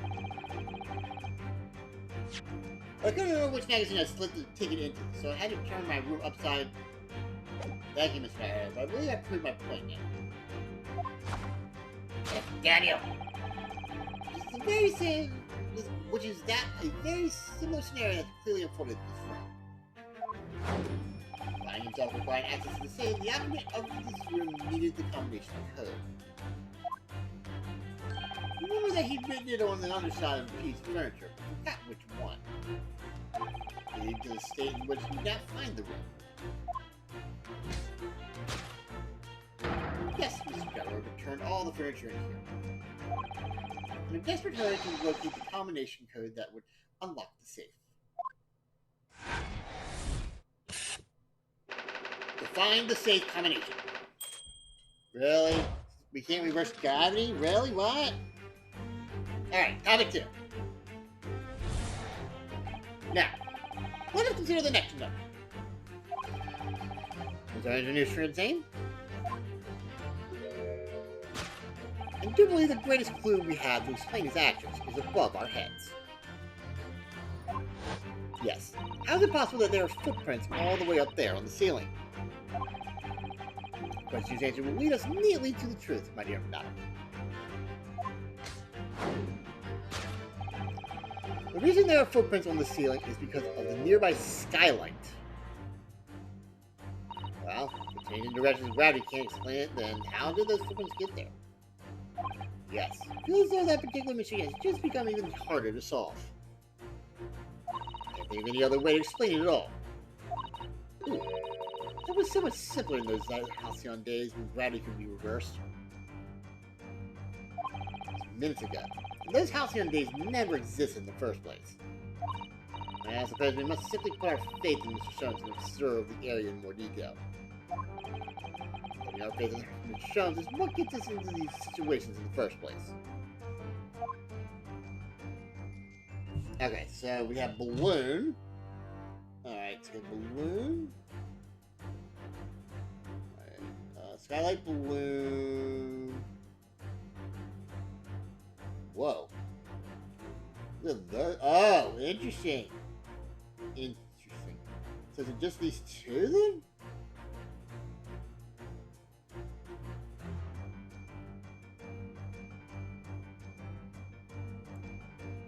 If it's just these two, there's really not much.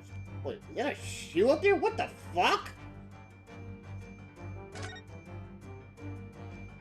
It's hard to believe, but there's a shoe up there. Look! Oh, yes, and there are more footprints on the little balloon, too. That shoe was thrown up there and seemed lodged, do you think? If so, then judging from the number of footprints, it must have been thrown up several times.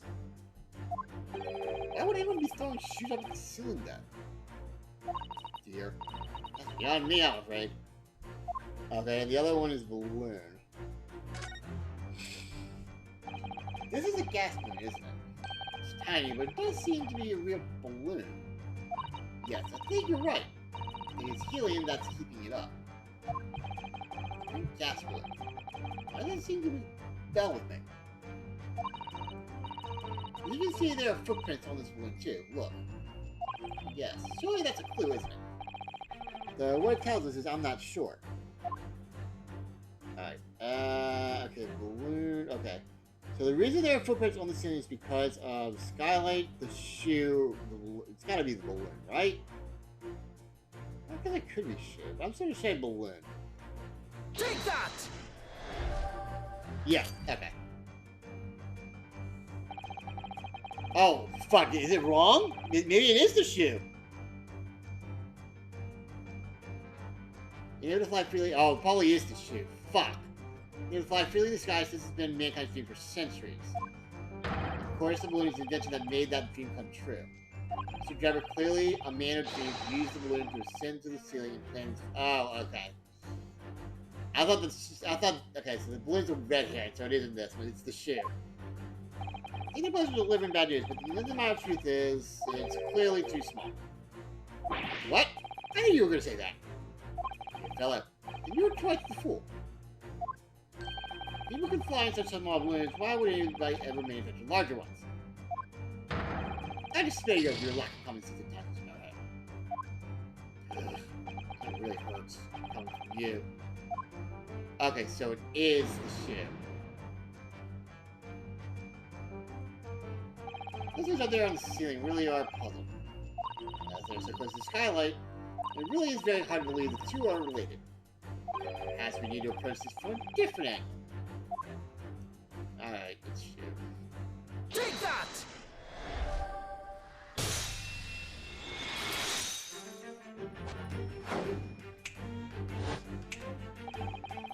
There's a lot of snaps now. The reason there are footprints on the ceiling is because of the nearby shoe. And on closer inspection, there are clearly footprints all over the balloon as well. In other words, the aim was never the skylight at all, but the balloon. But for what purpose? A green balloon. That seems sort of familiar data. Ah! There's a piece of the green balloon's envelope that Mr. Hunter and Iris found at the scene. And inside the green balloon was that Master God's claims he saw above the stage when the incident occurred. Was the second birdcage the crux of the whole instantaneous kinesis deception? You mean to say, if we assume the balloon is here a model of the one used on the day, there's a strong possibility that something may have been concealed inside it.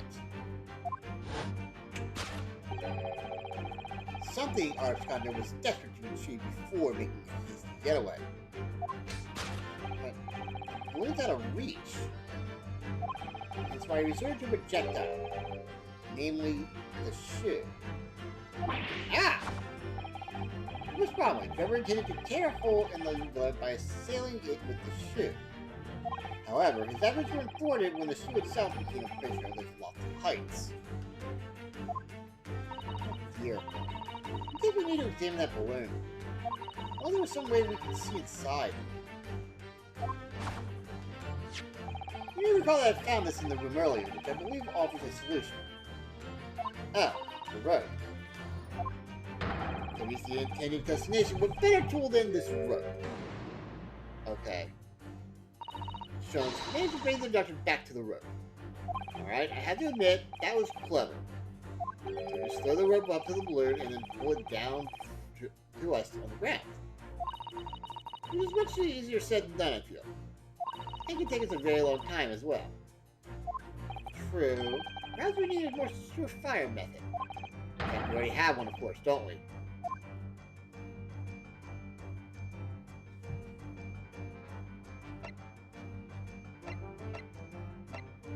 Gotta be the crossbow, right? Not sure how that was found around the room. Yeah, It's gotta be the crossbow. Doesn't that make sense? Take that! Yes!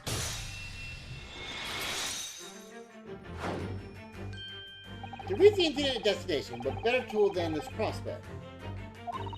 Outside of the scene effect. In all likelihood, it belonged to Mr. Grubber. The man had only brought it away with him that day. He could have avoided losing his shoes at such a critical time as this.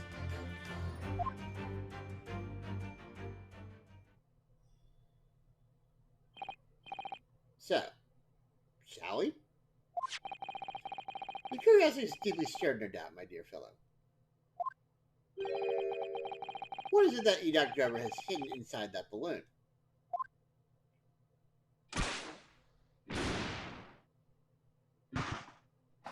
Oh, the missing head. What the? It's the missing head. A waxwork?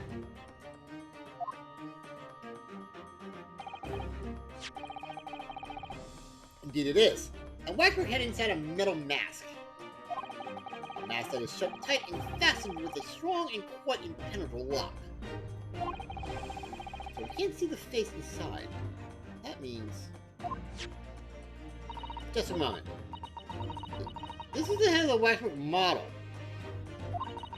Does that mean... Oh, goodness. So you've joined the dots. Mrs. Adam. Excellent. Ah! Of course. Headless waxwork model. Case of the abducted Madame Tussauds model that you largely solved. It's only the head of the killer that was still missing. Indeed it was.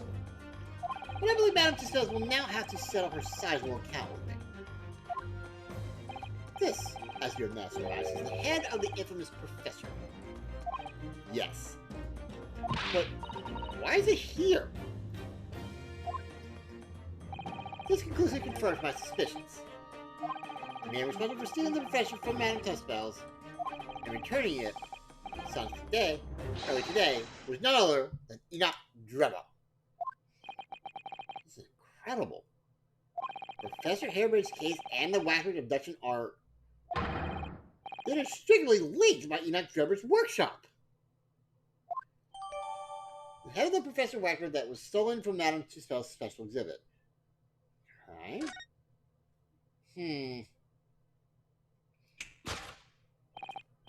Well, Peter, logical pleasure cruise has come to an end, my dear fellas. Not quite. Alright, let's see if there's anything we can do. Can't find anything out of place. Okay, anything else? Yep, there's our little head thing there. Okay. Alright, looks like there actually is not anything here. Okay. Well, actually, wait, there's a lock there at the end. Yeah. This lock doesn't look very strong, does it? There's definitely no way you could remove the mask yourself if it was put on you. What a terrible way to treat someone, even if I'm a victim of criminal. I know, it's starting to make me livid, actually. Alright, please. I mean, just think about it. Imagine if you had an itch on your cheek all of a sudden. You'd be utterly helpless. Now, yeah, this is true. But I'm not sure that warrants quite so much anger. Oh. Right. Sorry. Okay. All that remains is... Yes. To speak with the architect of this adventure. The architect? You mean Mr. Drebber? As it seems quite possible that he escaped via one of the skylights. Obviously, the man must still be here in the room. What? As if it should be abundantly clear. It is simply reflecting the journey we've made together during this abduction. The Drebber is right here, somewhere in this room. So, Missionary, will you do the honors? Yes, of course. Mr. Drebber's hiding place must be... Where is it? Wait, let me see what we have first. The wardrobe?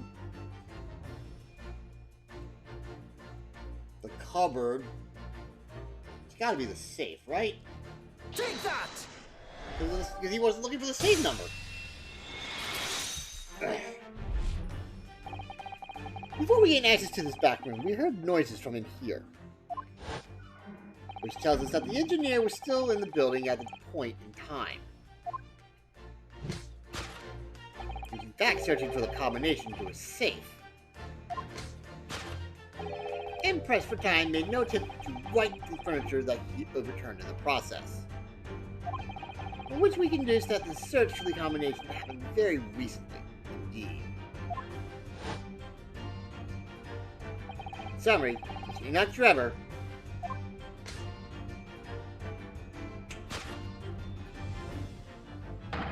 Is at this very moment inside the safe.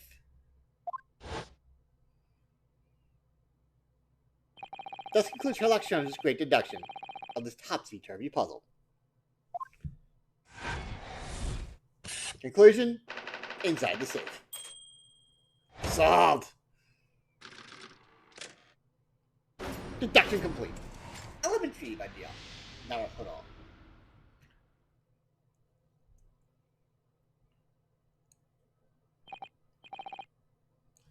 So, Mr. Naruhodo.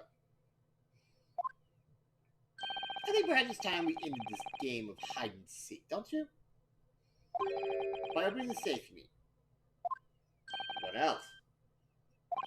Let's see. The combination was 1 4 3 2 5 8 2. I knew that. All right, then here goes.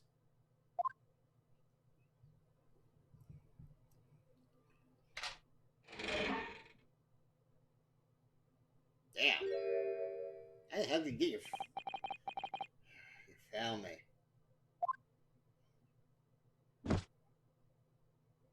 Oh my god. It's fucking Edward Elric. What the fuck?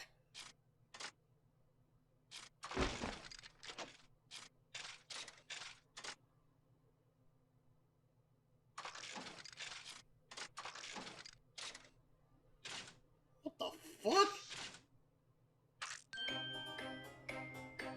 Okay. Right then. So you're not Trevor, I presume?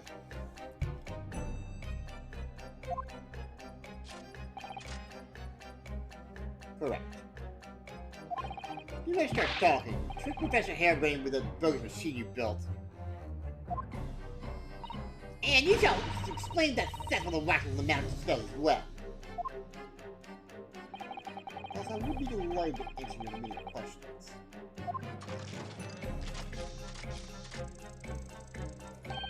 Personally, I would advise that you deactivate my little parcel first. Deactivate... parcel? I refer, of course, to the time bomb. I left it in the most prominent position. Ah! I see. Stunned silence. You're gearing up to die with me then? No!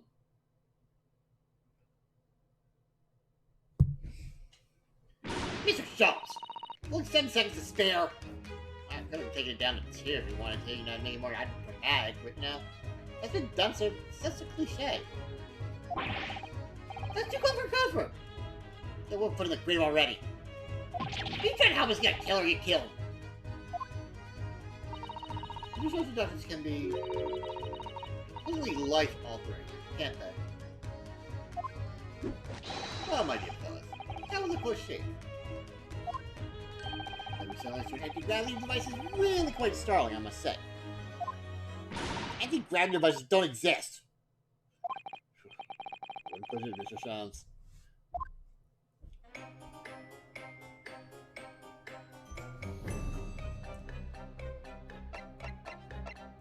By the way, I'm a lawyer. Won't surprise you to learn that I'm actually a lawyer for the Empire of Japan. I detest the lawyers. They wield so-called special powers and attempt to grind down our freedoms. Yes, clear. I detest Lucy very much. You just you dare make a positive.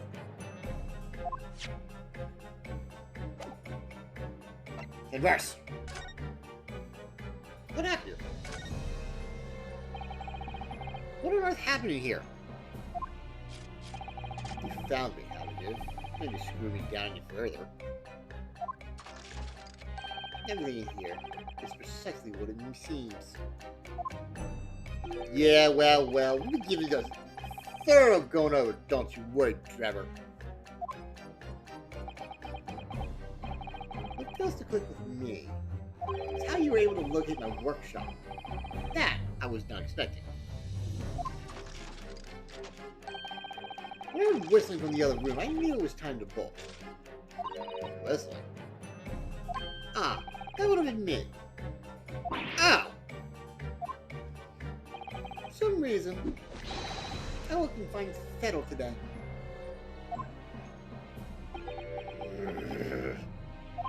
No words, just tightly squeezing this just. Clearly I must have a screw loose there, as I couldn't remember the combination for the safe. And another one loose, as I couldn't remember which piece of furniture I'd written down. I also found a rope over by the wall. Yes, I'd hoped the exit through the skylight, but sadly the rope was too short.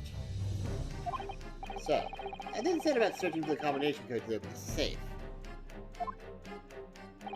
And burning the incriminating blueprints, don't forget. Incredibly, though, you failed to retrieve the head from the balloon among the rafters.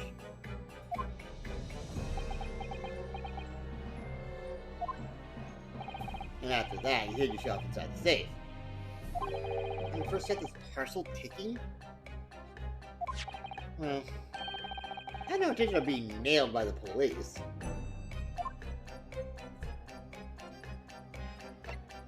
The time bomb. Got a death wish had it. Time right beside a damn time bomb. Please. Why did you suppose I chose to hide in the safe? It's not ordinary safe. It's beautifully designed. The diamond wouldn't leave a scratch on it. So in fact, the safe was the only safe place. Nice, clever one. Okay. Precisely. But once you climbed inside, you wouldn't have been able to get out again. I invite you to look more closely. The safe is fitted with a handle on the inside to allow the door to be unlocked from within. Ah, so it is. Actually, pretty clever how you did that. I'd always intended to blow this place to smithers in any case. Just wasn't expecting anybody gets to come along and screw up my plans. Do you mean to say you were planning to blow us all up? No. No. That was unforeseen. What do you mean? There no robot? Most people run, you see, when they see a ticking time bomb at their feet. Ah! I calculate the time required for retreat to a safe distance and set the device accordingly. But you simply enlist discourse and you threw a spanner in the works.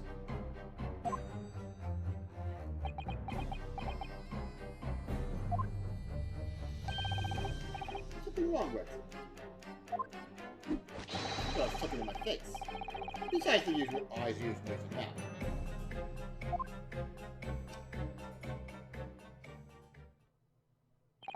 I think we have a fairly good idea of what's going on here now. What about the two incidents you've evidently been involved in recently? Professor Harebrain's instantaneous kinesis experience at the Great Exhibition, and the waxwork model you stole, which the head belongs to. That's no ordinary head, you know. That's the head of the professor. Clad in a mask with a lock so strong, I'm unable to open it safely to reveal the killer's identity. I've been considering carrying it around as Catch. Whoa, what the hell are you doing here? Hold on. After all, that's enough. What's going on here, Lexi? I'm sure you're aware that I have sole jurisdiction to investigate here. Yes, well... Say it again. So the forensic investigation team are here. And you know full well that this is mere the key witness. Why are you allowing this lawyer access to him? Well, Strongheart knew the proceedings finished.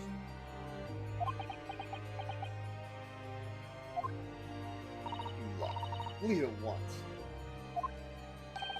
My dear madam, there's no need for such a threatening tone, I assure you. After all, that's no way to greet an old acquaintance. Is it, Dr. Sith? Wait, how do you know him? Hello, Sholmes. Mr. Sholmes knows Dr. Sith? It was particularly seen next door that's causing such a sour expression on your face. You're quite misguided. It's really nothing more than a shell. Get out! But of course, we'll show ourselves the door. So you haven't softened at all. Snarheader? Yes? It will be their delightfully entertaining investigations have run their course for today. But Mr. Sholmes! Let us leave this place in the Dr. Kibble's hands. I said get out! Now! All of you! Your presence here is not required either, Gregson.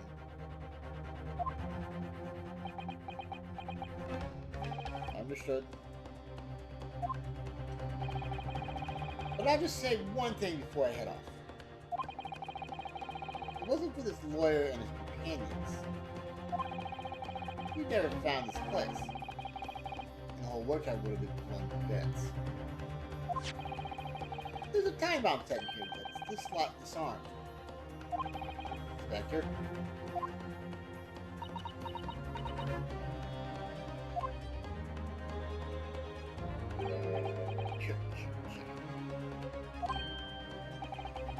Who giving you a chuckle, has it? Ah, so sorry. Didn't mean to offend. Quite right, of course. You did disarm the time bomb, didn't you? Yes. You did disarm that one. What are you... That one? You mean...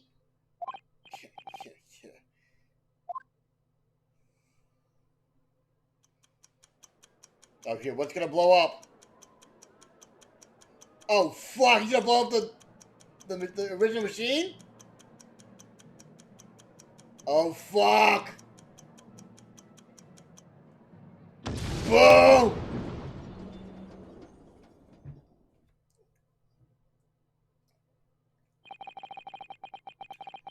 It was an hour later that we heard the news of the enormous explosion that ripped through the experimentation stage at the Great Exhibition. Professor Harebrain's invention and all its secrets were blown away forever.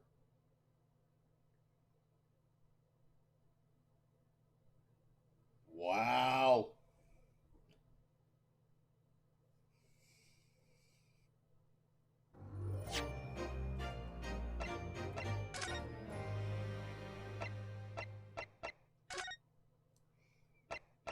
Ugh.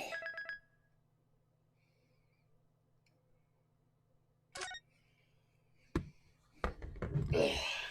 Okay, that is a great place to stop here. So, quite a bit of stuff we found here today. We did a little bit more investing. I'm assuming the trial is next. We will complete that next Monday. And like I said, anywhere between 7 and 9, depending on what time I get off work, guys. I will try to get back this weekend, like I mentioned before, with more judgment, and also with Disco Elysium. I might do judgment all the way through here, guys, until we that, and then go to Disco Elysium and do it that way. But like I said, no promises on the weekend. Keep in mind, for sure, we'll be back next Monday with more of the Great Ace Attorney, because I'm sure Heather will not get to the specific date that she needs to on Wednesday. Until then, stay safe, you guys. Be kind to yourselves. Be kind to your family. Special thanks again to Winter Soldier.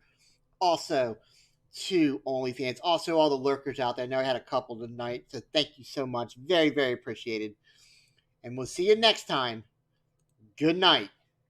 Good gaming. Take care, guys.